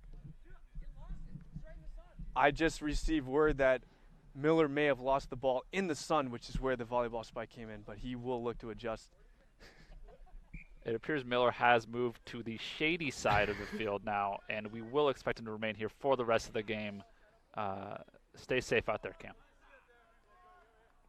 Cam Miller, fun tidbit, when he was a child, he was a little sick of putting on sunscreen consistently, fair skin, pale boy. And he did take the decision upon himself to mix some Gatorade with sunscreen and then drink that in the hopes of never wearing sunscreen again. 10-5 USD as the ball is reset here, and it is won back by DeSalvo for a USD platform here as they're looking to attack some space. Wilmer past the blitzing defender and out wide here to Darien, who breaks one tackle and offloads well to his teammate, brings down into contact. The ruck is set up. I believe a Point Loma player just took an unfortunate knock. Bachetti has the ball in the wing here, gives it to DeSalvo. Out wide, DeSalvo cuts back in, takes the ball to ground, bringing in a number of defenders of Point Loma. Might be a good overlap opportunity here for USD.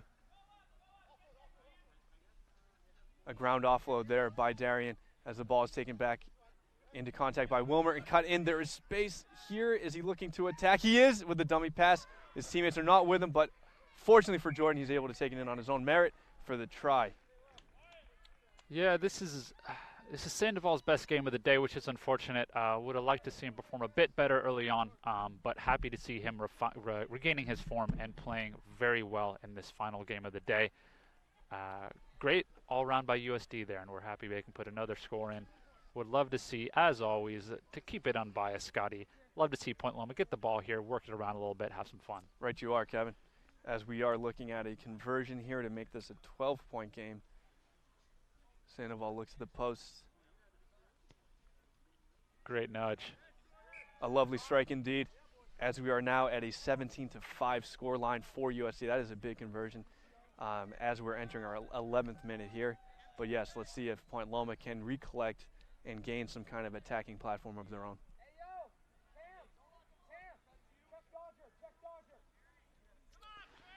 Looks like the call is Dodger, which means he will try to dribble it right down the middle here. Hope to catch him unassuming. And the call was not followed. A great catch there by Miller. Looks like he was able to get into the shade for a good look at the ball, but a very skilled. Looks like it went off his feet there, Scotty. It looked like he was also playing the ball on the ground. But anyway, the ref did mark a penalty, and it is USD's tap. O'Shaughnessy's a bit on his own right here, so let's see if there's a counter ruck opportunity for Point Loma. No, they elect to set up their defensive scheme as USD spins the ball out wide. A good cut back in by Wilmer. He's looking for the post, and he finds it for the try. Yeah, USD figuring things out today. A bit late for our liking, as I think play like this in the pool round would have had us through to the semifinal. But again, very happy to see these boys finding their form. Connor O'Shaughnessy with the carry there. He is the only scrum half in America who doesn't pass.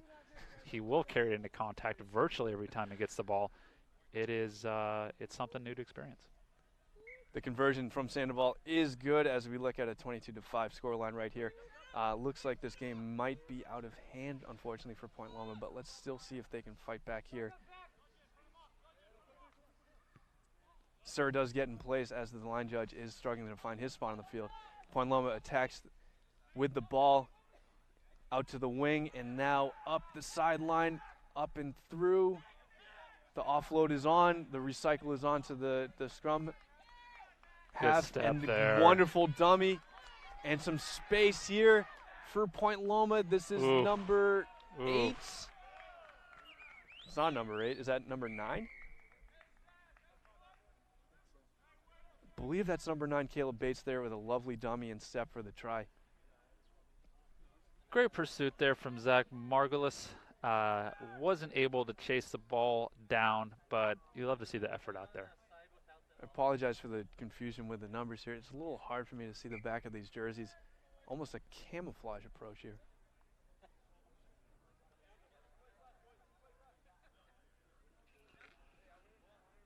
(24-10) here. Couple minutes left. Not likely Point Loma is going to find their way back in this game. There is always a chance in sevens. You can get points on the board very quick. USD probably just needs to regain a bit of possession, play through the phases, and ice this game. Yes, and I'm sorry. I think it was actually number 11, Nick Fernari, on that try there, so my apologies to him and his family. Ball in the sun again. Great take by Zach. Strong tackle there by Fernari. Cam Miller down in back play. Hope he's all right. Wonderful play here with numbers. DePaulo not looking to offload. Unfortunately, what a different technique that is. As the ball is given back to Sandoval as he's dancing around looking for the best option here. Wilmer spins it wide left to right. That's a good ball. Offloaded to Miller. Oh, buddy. Unfortunate. How many castles is that, Kevin? That's going to be a few. Shout out Andrew Castle, our second favorite South African at USD now that Charlie Purdon is here. Andrew Castle, make your way back here, regain that top spot. Yeah, shout out Andrew Castle. We do have a fitness drill named after him here. That is the toughest fitness drill we do. So we're missing you, Castle. We're missing you every day.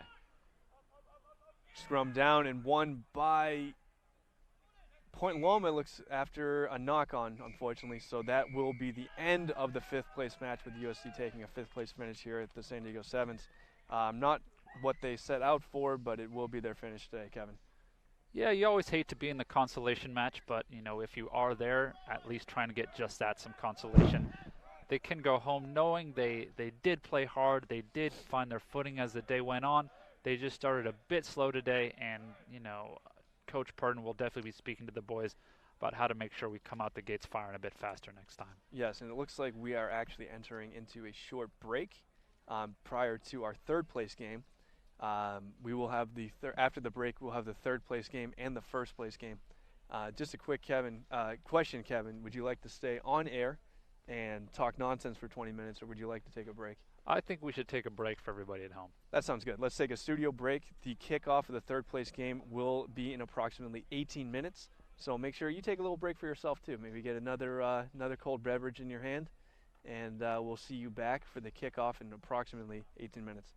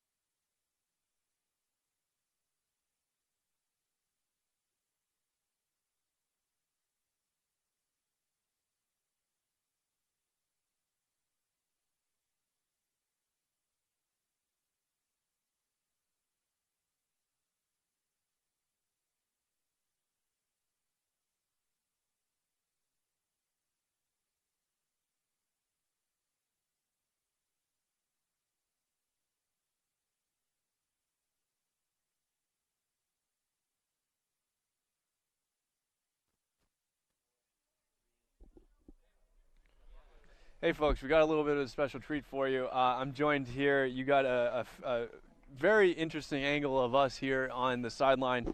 A little bit of a look of our broadcast booth here. I'm joined. This is not Kevin Eaton. No, folks, he's not let himself go.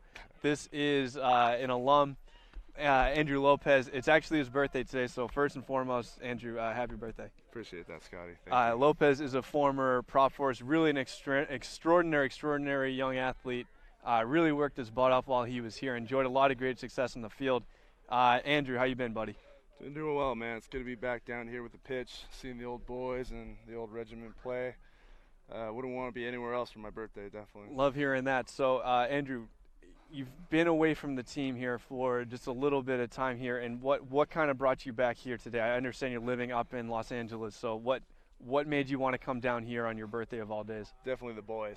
Okay. Want to see them play. I've been hearing good things on social media about them playing the sevens tournament, placing very high, and just definitely want to see the boys. I haven't seen them so long, so wanted to see them. It's good to see them play right now and get after it. Absolutely. So what were your takeaways from USD's play today?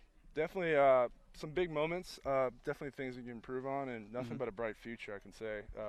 Good new squad, new coaching staff, and definitely bring a whole new level of perspective and experience. And I'm excited to see the next upcoming season, see where they take it from here. So as you've kind of entered into this next phase of your life, where you've kind of maybe stepped a little bit off the rugby field a bit, what kind of lessons from USD Rugby have you taken into this next step? Definitely work ethic is the biggest thing. Not everyone, can appreciate the toughness and hard work that it takes to become a rugby player. Definitely taking that, taking a sense of pride, Yes. Playing for USD, strong program. Definitely the highlight of my college career, no doubt. Besides that, just love of the game. It's just positive attitude and everything, Yes. Knowing that, there's good things in life and got to look at the good things. Absolutely. Speaking of those good things, could you share, you told me a little bit about this earlier, but could you share with the folks at home a little bit about what you've been up to these days in your work experience? Mainly trying to find my next career path, definitely. Been working with special needs kids up north or back in LA, doing behavior intervention. Definitely coming from a rugby side, being able to contribute and give it like a hand back to as being like a veteran player. I remember my senior year helping the younger guys trying to get accustomed to college and whatnot, just like grabbing that experience and helping these new set of kids definitely get after it and help improve their lives. Definitely it's a very rewarding experience, and yeah. Absolutely. That's an absolutely incredible path you've chosen, even if it is just a short-term thing, as you said, you're looking for your next career path, but just an incredible thing that you're doing here with making a strong impact on folks that really must benefit from your leadership and your abilities here, your personal skills, everything like that. So that's incredible. One more question I want to ask you, Lopez. How have you stayed connected to the sport past your playing time? Past the playing time, well, this summer I tried out for the Rugby Legion team here in San Diego. Unfortunately did not get picked, but definitely learned some takeaways and like what I need to work on. Hopefully. Could you tell us a little bit more about that experience, the tryout for Legion? Definitely, definitely it was a rewarding experience seeing, being able to try out with these top level players and just have a whole level of talent from like across the country, even overseas, come to try out for this team. Just like very technical in all aspects and in regards to gameplay, and something kind of shot me off guard. Right. Taking a few months off since my last game. But hell, it was worth a try. And absolutely. Definitely an opportunity to get back in it, and loved every moment of it. So there may be some folks tuning in that are interested in maybe doing the same thing and having a go with one of the MLR teams. And shout out MLR. It's been an incredible league to watch, and having a great, incredible professional scene of rugby in America is huge, not only for our international competition, but just for the sport in general and its growth in our country. So what advice would you offer to folks that are interested in maybe pursuing some kind of tryout in a way that you did? I say send it. No matter where you are, just send it. You never know what might happen. Definitely rugby's taught me a lot about life and just about everything, and just love for the sport. It's amazing. So if you have an opportunity and to play at the next level, do it. I'd say do it. Wonderful. Well, hey, thank you so much for joining me here in the booth. Thank you, Scott. As we're getting ready for our third place match here. Nice little entertainment here, and thank you for everything you've done for this team, and you're continuing to do for folks that are coming across your path. So keep working hard no matter what you're doing. We wanted to thank Andrew Lopez here again, distinguished alum. We might see him again in the future, hopefully for some more games in our spring. I'll be around, definitely. But he's always welcome here in the booth and on the field. So thank you so much, Lopez. Excellent. Appreciate it, man. Enjoy the rest of the games here. Cheers. Okay, so it looks like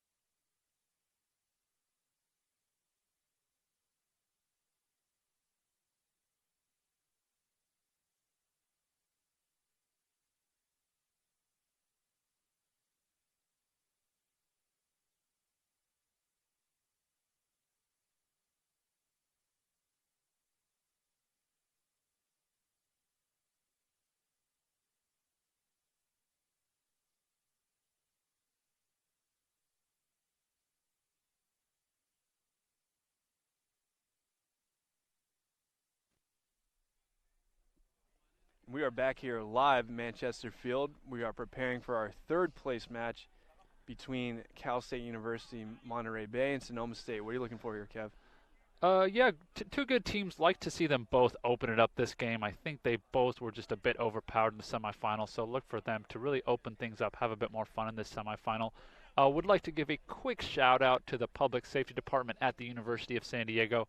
while they were caring to the injured player and making sure he got the care he needed, they did find time to give me a ticket on my car for being parked in an unmarked spot. So shout out public safety. Appreciate that. I am accepting Venmo donations, Kevin-Eaton-1, to help pay for that fine. So if anyone could help me out, I'd appreciate it.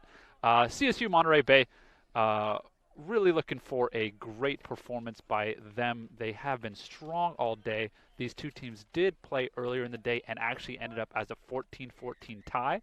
So let's see who wants to break the deadlock in this game. Right you are, Kevin, as we're kicking off, and I believe the ref saw something he didn't like, perhaps didn't kick from the mark. He's given offsides maybe? He gives a half-arm penalty. I believe it is. It's an offside here. It looks like they were just a bit eager on the kickoff, got in front of the kicker there.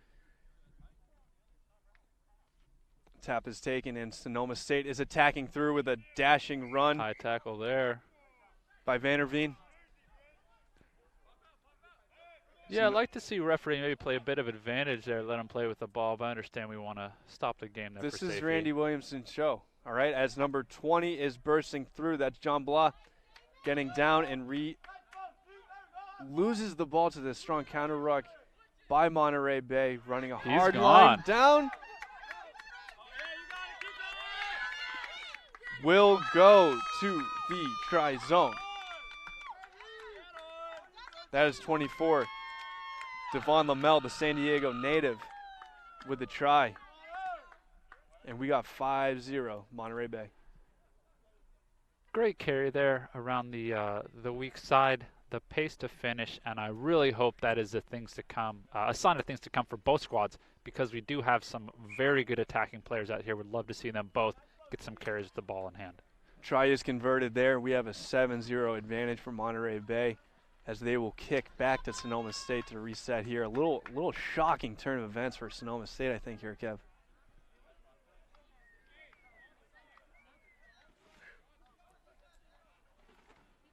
Right you are. Number 10 is looking to count on the side here. Looks like he'll be kicking to the right, giving his team a good chance of getting under this high ball as it bounces around and is ultimately collected by Sonoma State as they're going into contact, and a nice offload there to fight, stay on the feet, find your teammate there.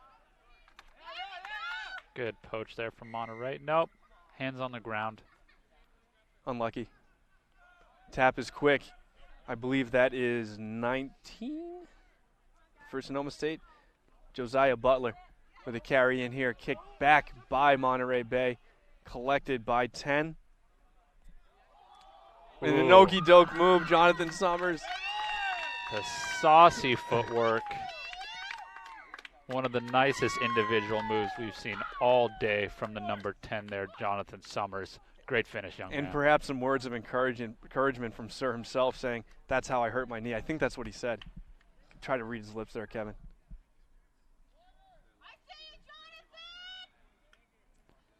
Jonathan getting some love from the spectators now. Looks like he's got some families and friends in attendance. Always nice when you can enjoy a day of rugby with your loved ones. Right you are, Kevin, as we have a 12-0 advantage for Monterey Bay here. They extend their lead.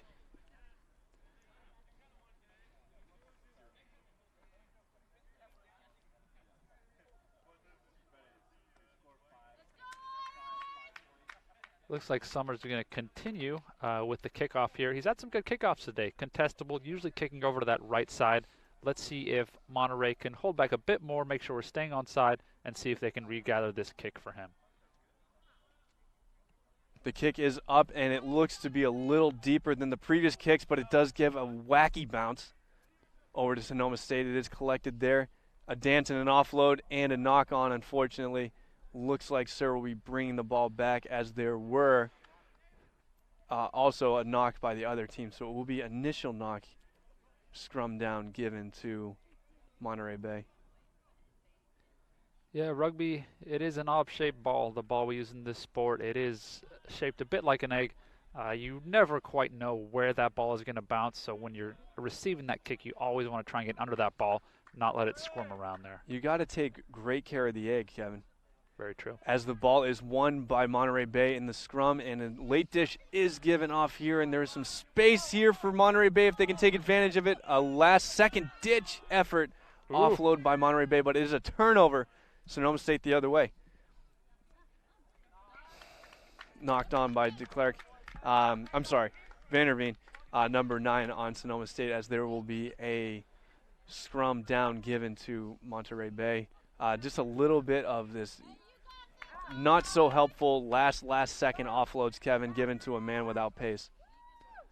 Yeah, shout out number 9. That's Connor Vanderveen. I believe you just called him Faf de Klerk, which I'm sure he'll take. Great compliment. Looking to see Faf perform tonight in the World Cup semifinal. Hopefully tonight's match will meet or exceed the excitement from last night's stunning upset. Spoiler Scott, alert. don't say it. Spoiler alert. There's no clear sign of who the upset was, and we won't talk about it anymore. The NBC Sports replay has been shown, so I believe I'm in the clear there, Kevin. As a strong tackle and rodeo is made by Monterey Bay, but they are able to get the ball out into some more space here. Good and that's Perello there. Love to see the 9 stepping up there, putting the hit on a bigger man. That's Vanderveen, little Faf de Klerk again. Always love in rugby. There is a position on the field for every shape and size. Love it when the little guy gets stuck in, gets his nose into contact, brings down the big man. Love to see it. Absolutely there, Kev. As Sonoma State is attacking here with the ball, and a clean break there by number 7, Dylan Myers. He will take the ball under the post, put down a little pressure, and that's 5 points. Great job from Myers there. He had a strong day. I believe he finished off that consolation try in the semifinal as well. Good attacking player, and Sonoma State is back in this game now. Absolutely, Kevin, as we're entering into the 7th minute. And the try is converted, so we have a 12-7 scoreline here. Monterey Bay still leading, but Sonoma State definitely fighting back.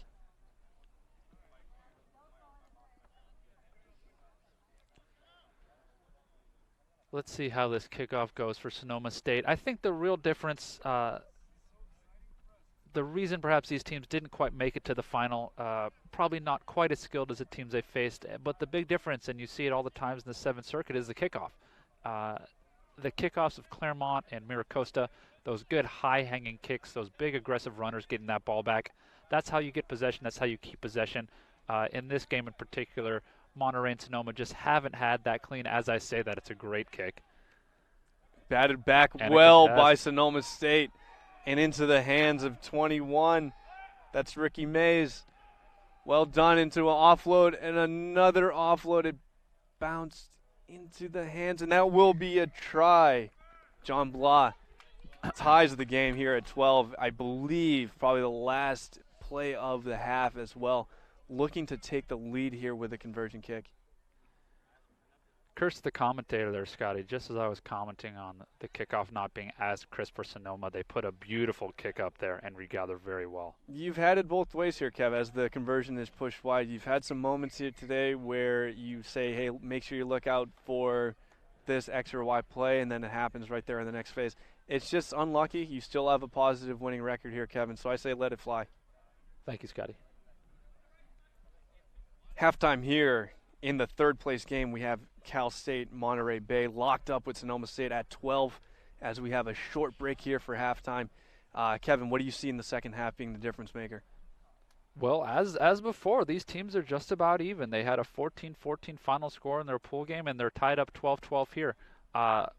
Big factor, I think, in this second half, Sonoma State, unfortunately, with that injury you saw earlier, I think they might have had another injured player. They probably don't have the number of reserves that Monterey does. So let's see if Monterey can empty the bench, get some guys with a bit more air in their lungs on, and exploit probably some tired bodies for Sonoma over there at this point. We may need Ezra from the USD Bulls reserve side to put down the water jockey and pick up a jersey to get ready here if these injuries continue for Sonoma State, Kevin. He'd be a great pickup. Good young player. Would be exciting to see him in another shade of blue if he sees fit and if Sonoma needs him. As we're here at halftime, quick shout out, Old Mission Beach Athletic Club Rugby on back. They did supply the post pads for today. Shout out Jackson Larkin, came down and was our NSCRO rep, checking all the teams in, being that third party. Appreciate him being here. And we do have on-back head coach Ty Tuisamoa here on the sideline. Shout out Ty for being a great partner to USD Rugby, always willing to help us out. and we do love to see our boys when they continue to excel post-grad playing for Omback after USD. Right you are, Kevin. Got to grow the game. Looks like we are getting ready here for some second half action as the Sir looks at his watch and resets for 7 as we're ready to decide here who's going to go with the bronze as we're finishing up here in our second to last, our penultimate match of San Diego Sevens. Yeah, been a great day of rugby here, Scotty, and we'll certainly be sad to see it end. We have a very exciting final coming up, which we'll talk more about after this game. But very excited to see how this one finishes up. You've got 2 very good attacking sides. I think whoever can consistently make their tackles this half will probably take it. And could you really quickly, Kevin, tell us about the inception for this tournament? I believe this is a inaugural San Diego Sevens tournament, and is this something that you're looking to continue to expand and do, or can you tell me a little bit more about that? Sure. So first time we're hosting, we'd love to continue to host more. I think it's a great venue for rugby and for some of these teams from NorCal, Sonoma State, Cal Maritime, CSU Monterey Bay. Great excuse for a weekend away with the boys. Come down to San Diego, play some rugby. Hope they're all staying in town tonight. Go out, have a good night in the town with the boys because there's obviously that social side of rugby that we all love as well. So hopefully these boys are sticking around, have some fun tonight. And yeah, we'd love to continue hosting this in the future, and I think it's been a great venue and a great tournament today. We can only hope they stay away from the Red Bull slushies. Shout out Shore Club. But we do hope that they have a good time here in our lovely city here, America's finest city, San Diego, as Monterey Bay is winning the scrum after that forward pass and taking the ball back, carrying it out of their 22 and going into contact and resetting for a new phase of attack as the ball is being spun wide back out towards the far sideline in a wonderful trucking punishing run. I believe that was Jose Ramirez, number 6, Bakersfield native. Another punishing run here by number 13 on Monterey Bay, and an offload at the last second. May have been a high tackle and was spotted by Sir Randy Williamson as the Sonoma State attacking pack is forced to retreat 10 meters for the penalty reset. There's a blitzing defender here creating a gap for Monterey Bay as the space is taken and the pass is spun out wide. Ooh. And a nice truck by the little man, Kevin.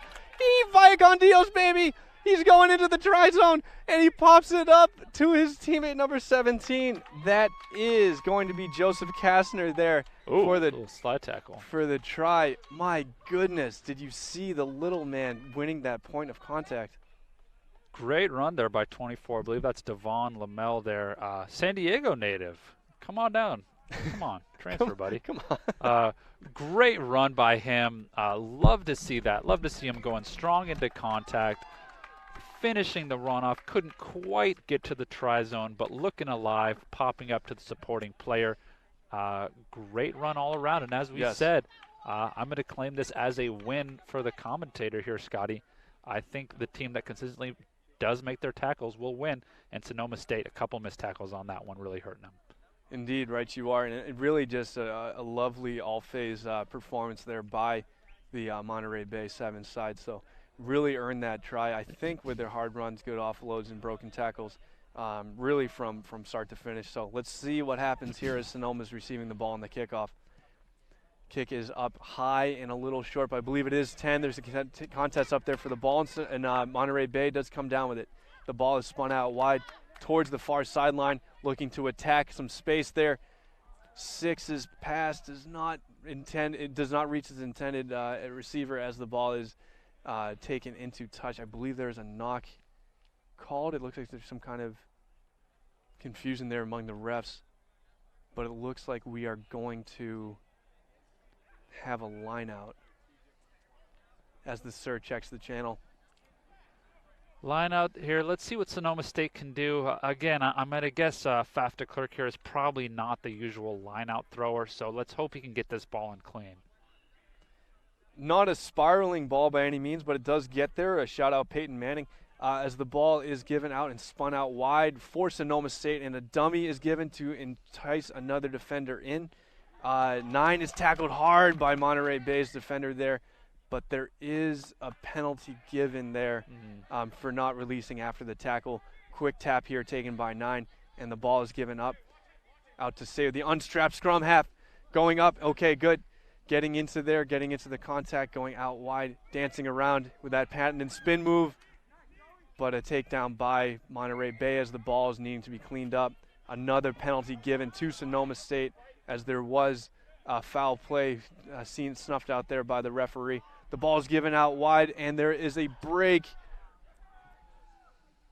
And a number one finger pointed up into the air, and that will be a try for Sonoma State. I did not see the number as the ponytail covered the numbers up, but I believe it was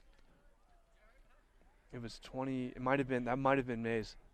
I believe we might have an interesting situation here where Sonoma State's regular kicker is off the field. Let's see if he can slot it here. He does. He sneaks it over the crossbar. Well done there, and that is 21 Ricky Mays with the try and the conversion of his own try. As we are back locked up 19-19 into the 13th minute, we are geared up here for a heck of a finish, Kevin. Please don't swear. Are there ties in this tournament, Kevin? I believe there should not be. I believe we should have a clear third place winner. I would leave that up to the SIR and the players on the field. You know, they might be a little gassed and accept the tie. I personally would disagree with the decision to accept the tie in any standpoint. An unfortunate offsides here as Monterey Bay is going to benefit from the call of offsides on the kickoff. I believe that's the second time that's happened today with a third borderline. I think it could have been called earlier. But Monterey Bay nevertheless does collect the ball and is in a good attacking position. The ball is knocked. We could have a yellow card here. Not a realistic attempt. My goodness.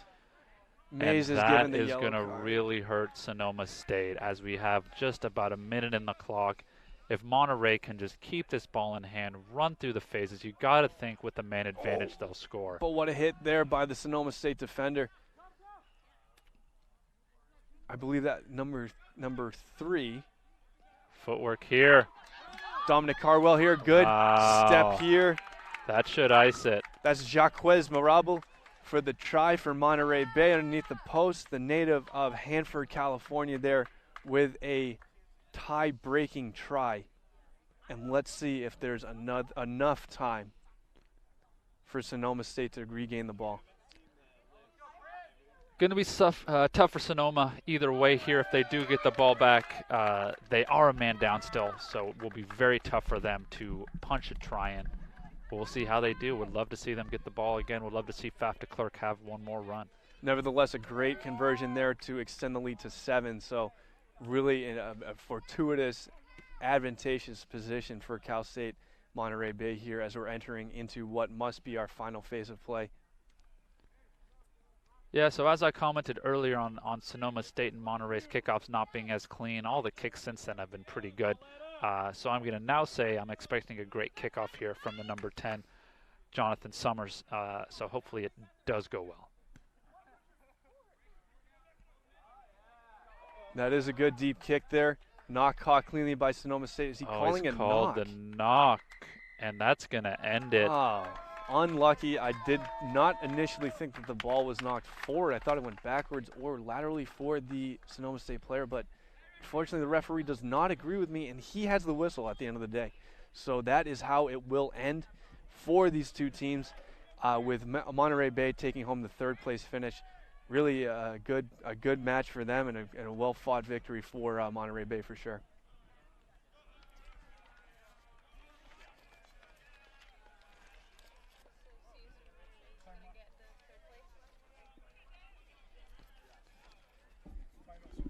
So it's Claremont versus MiraCosta. Claremont and MiraCosta are preparing for this final match here. This is the championship game to see who will be crowned victor and recipient of the cup for this inaugural San Diego Sevens tournament here in Manchester Field. Yeah, very exciting final coming up, Scotty. I think realistically, these are the two teams that have looked best on the day, so happy to see them both in the final to compete here. So Claremont College is, we spoke a lot about them earlier, litany of All-Americans, litany of very good players, and if they can continue those very high contestable kickoffs with those big forwards they have out here contesting for the ball, I think they might take this one. However, MiraCosta, very good young side. If they can kind of put it together, the one thing that Claremont really has on them is experience, the length of time these players have been playing together. If MiraCosta can figure out everything and maybe a bit of magic from Sean Nolan, I think MiraCosta is in with a shout as well. We will have to wait and see. As we're getting all set here, the final checks are being made, final preparations are being made for this championship game. It looks like Claremont is good to go, and they look like they are ready as MiraCosta is taking the field here. Yeah, so we have Claremont here in the blue and white stripes, and MiraCosta is the white here with the kind of tribal design, it looks like, on the sleeves.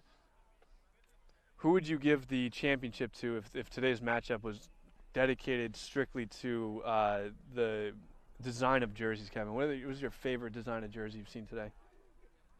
Tough to say, Scotty, and that's a question that is always important for us to answer, because if you look good, you play good. I do think that Monterey has that nice white leading into the blue, and it kind of ties into the Ocean-based school. They are close to the very water on there. brand. Very on brand, very on point. As the kickoff is nice and high from Claremont here, but taken well by 13 of MiraCosta.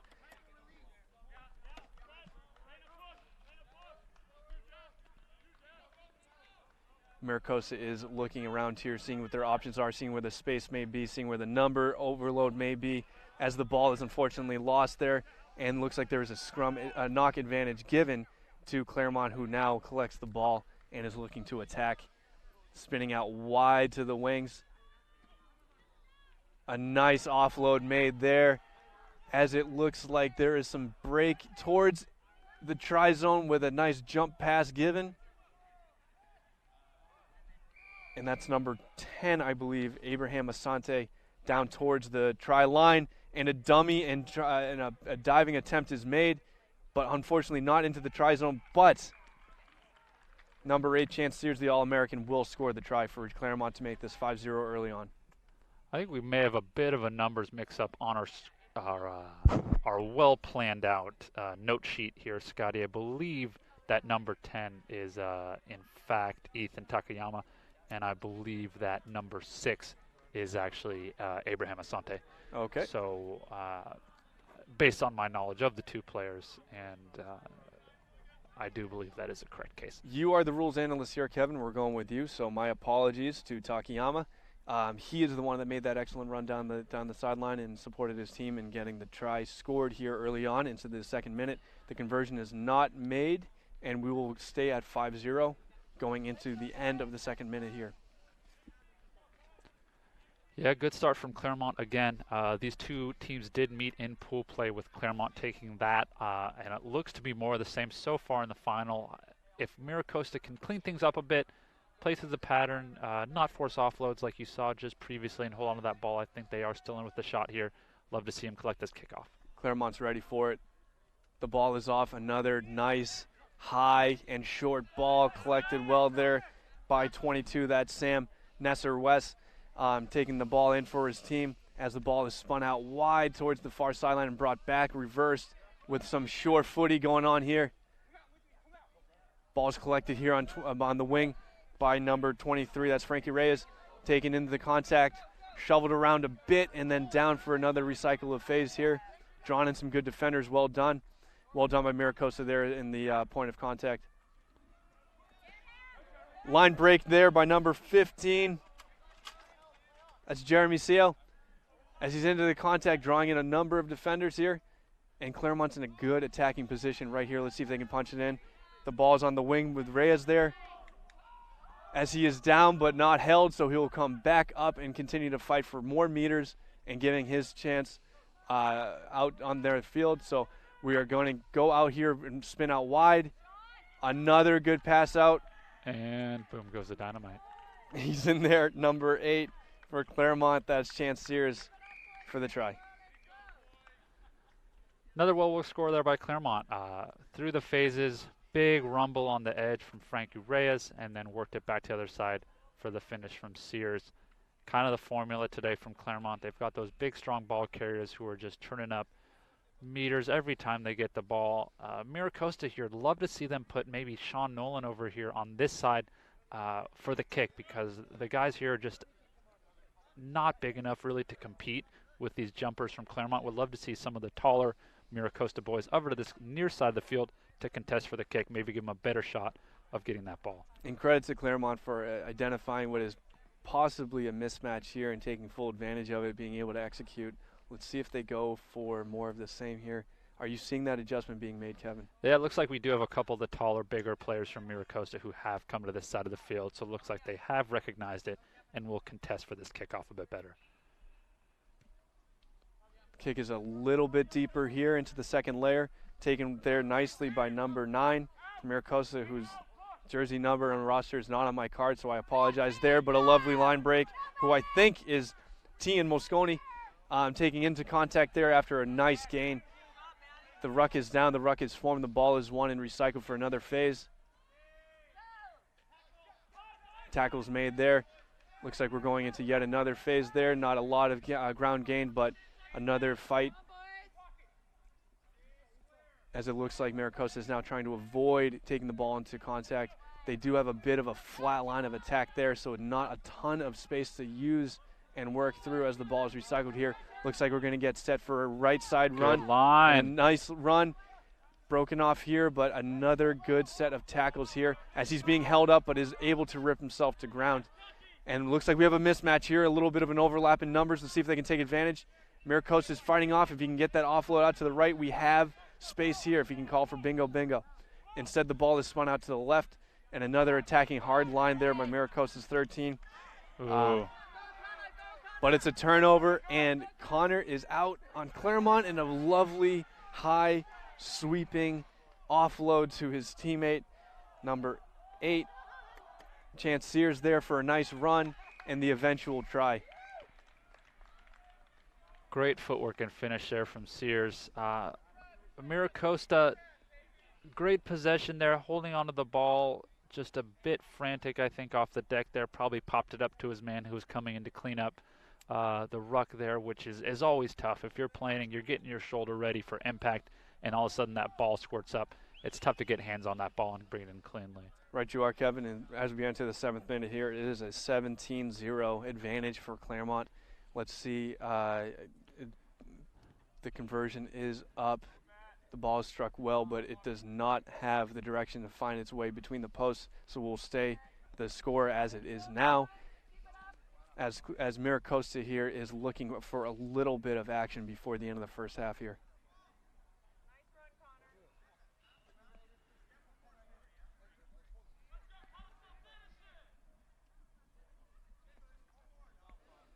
Look for another good high kick here from Matty Grunling. Exactly what we have, but it did not travel the 10 meters, so it will be a half arm and penalty advantage to MiraCosta. This may be what they needed in order to jumpstart their offense here. Let's see what they can do with the ball. Yeah, rare miss kick there from Grunling. He's been pretty on fire all day today. Sure he wishes he had that one back. But let's see what MiraCosta can do with this attacking opportunity. Very exciting, Scotty. I'm excited. The tap is made. A little bit of a stand around waiting for a line to be made. Maybe isolated here. A good counter-rucking opportunity for Claremont, and the ball is won. Unfortunate for MiraCosta, but a great play by Frankie Reyes there to see and snuff out that counter-rucking opportunity. And then as a reward for his hard work, is promptly told to shut up by his teammate, who kicks the ball into touch, ending the first half and knocking over the cone. That denotes where our halfway marker is. With the score, Claremont 17, MiraCosta 0.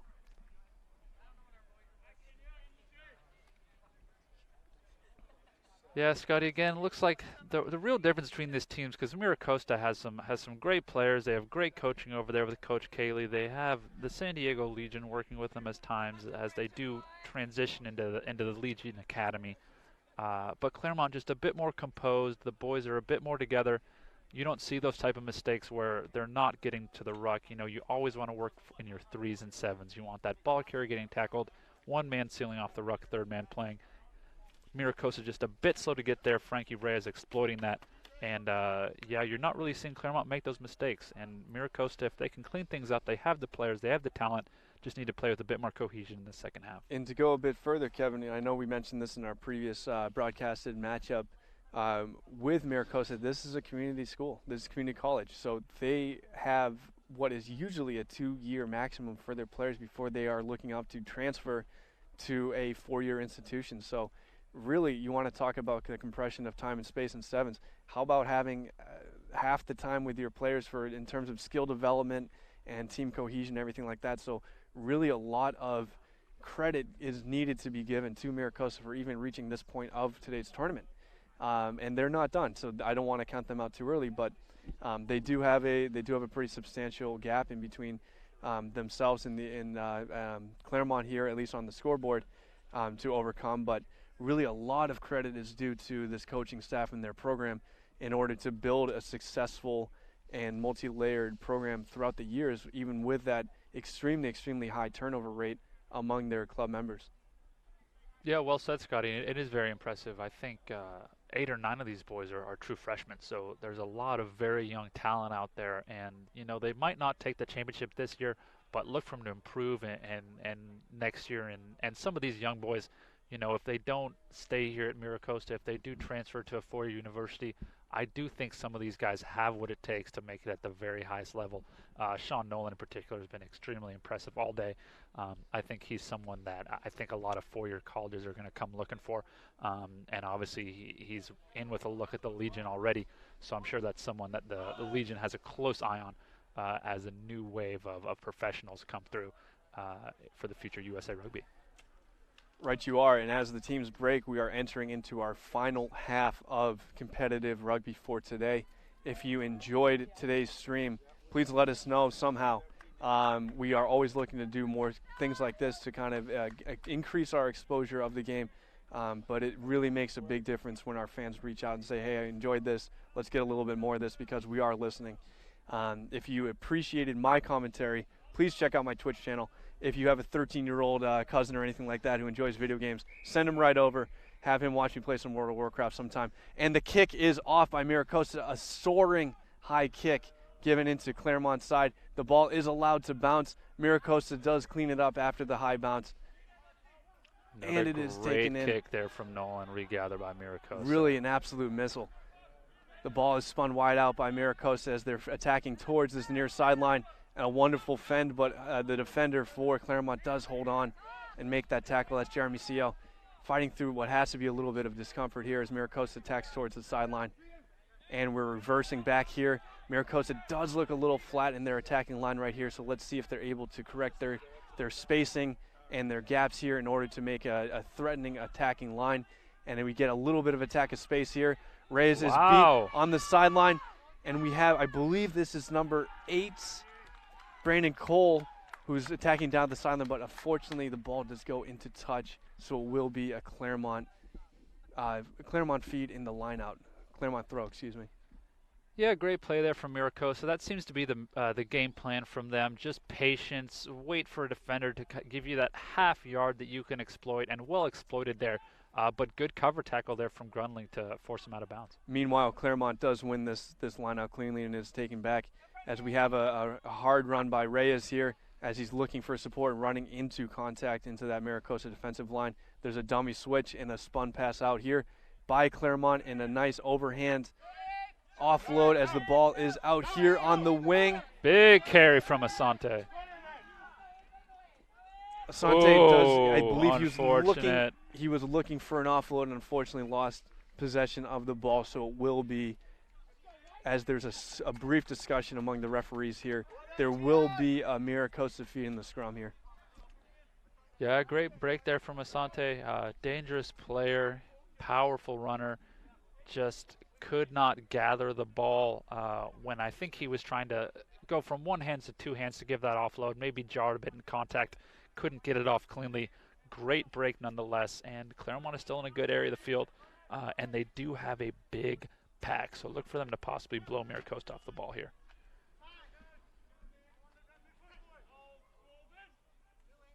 MiraCosta able to win the scrum and get a little bit of space following it. A lovely run and offload there by the MiraCosta 9, whose name is not on my roster sheet, so I apologize. But the ball is taken into contact here by MiraCosta as they're looking to get a multi-phased attack Ball spun out wide towards the wing, and there may be a little space there as the cut is brought back in.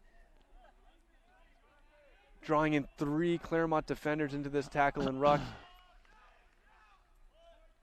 A long sweeping ball here as we're coming back in an unfortunate knock. The scrum advantage is given to Claremont as they are back here, and it looks like there was another knock here, but advantage was over, so it's actually MiraCosta ball and advantage now. Sir should probably call for scrum here. I think he's going to let him play a bit, let him try and work back and get to that space. I think the ball, you know, these players have been working all day, sweating like grease monkeys out there. The ball has probably accumulated a bit of that grease, a bit slippery. Understandable there'd be a couple handling errors this stage of the game. Looks like a little bit of sloppy play out here, but the ball is collected by MiraCosta as they're streaking down the wing. I believe that's number 12, Sean Nolan. Again, Sean Nolan. For a try. So I believe what happened there, Scotty, and we do not have the instant replay feature on this feed. I believe what happened there was the MiraCosta player was attempting to offload. It was in fact slapped backwards by a Claremont player. Play on, Sean Nolan, right place, right time, and was able to carry it into the try zone. Regardless, MiraCosta is now on the board. We have a score line of Claremont 17, MiraCosta 5, looking to make it 7 with a conversion here as we are into the 12th minute of this championship game. Yeah, great finish there from MiraCosta. You have to wonder at this point in the game, is it too little too late? I'm not sure they have the time to get back into this game. A well-struck conversion, but it is shy of the post, so we will keep the score where it is as MiraCosta will kick off shortly. Let's see if they can get a nice high ball and maybe take the ball back away and get another attack going. Yeah, look for another booming kick here from Nolan. And again, if MiraCosta wants to be in this game, wants a chance at winning this final, they need to regather this kickoff.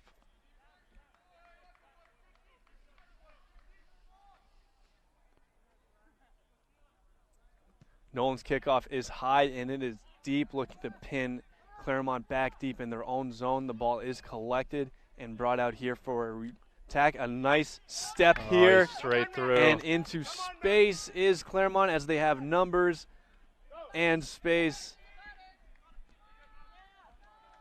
As the Claremont 9, Max Sickinger is taking the ball underneath the post and in for the try, but really a well-used use of space by Matty Grunling as he beat his defender, created an overlap, and an eventual 5, likely 7 points for his team. Yeah, and those are the kind of mistakes you can't make against a team like Claremont. You can't leave gaps like that in the defensive line, and a player like Grunling and some of the other high-quality players today, they're not just going to catch and spin every time. They will have that look upfield, and if they see space, they're going to go. And that's just what he did, and a good finish there in support from Sickinger to get the try.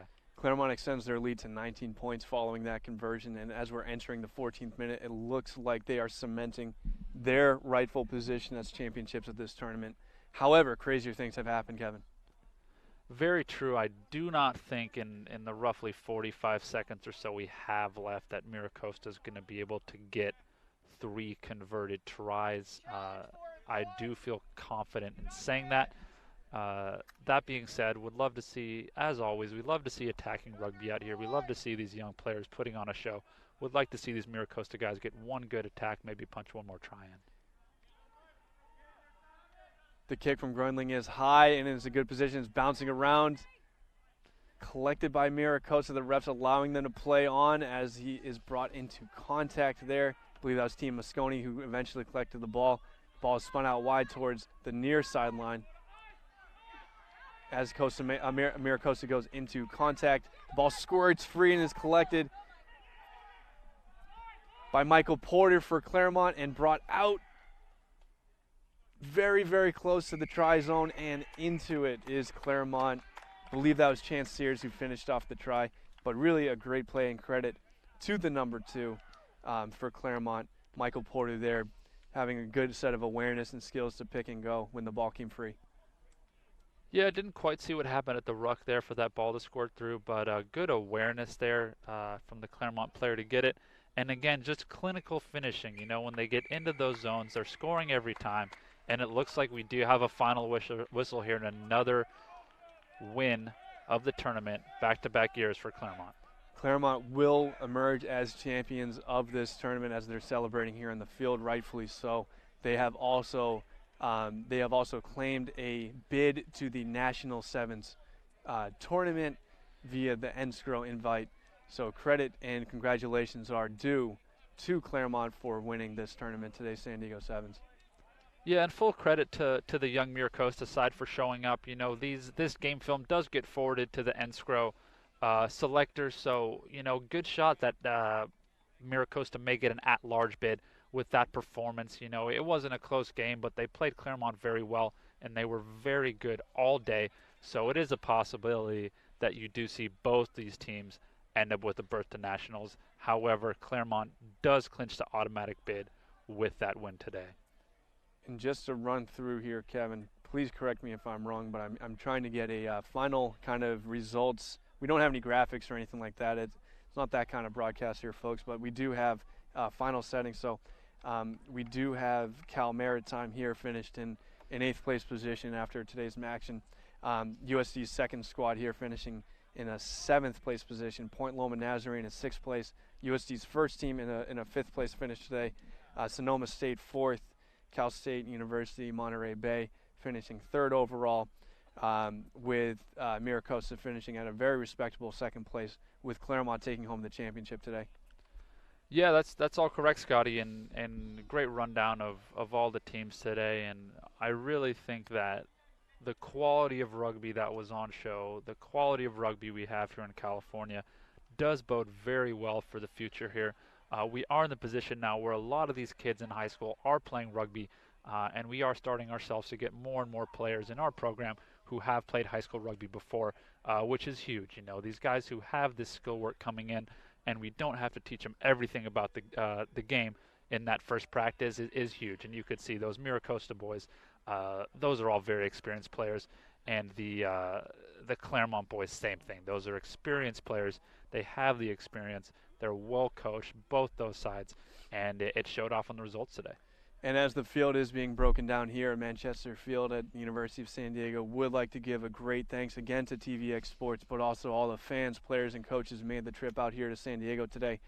Thank you so much for tuning in. Thank you for being a part of this. Let's continue to grow this great game. For Kevin Eaton, my name is Scott Thomas, signing off at Manchester Field. Thank you so much, and I hope to see you next time. Thanks, folks.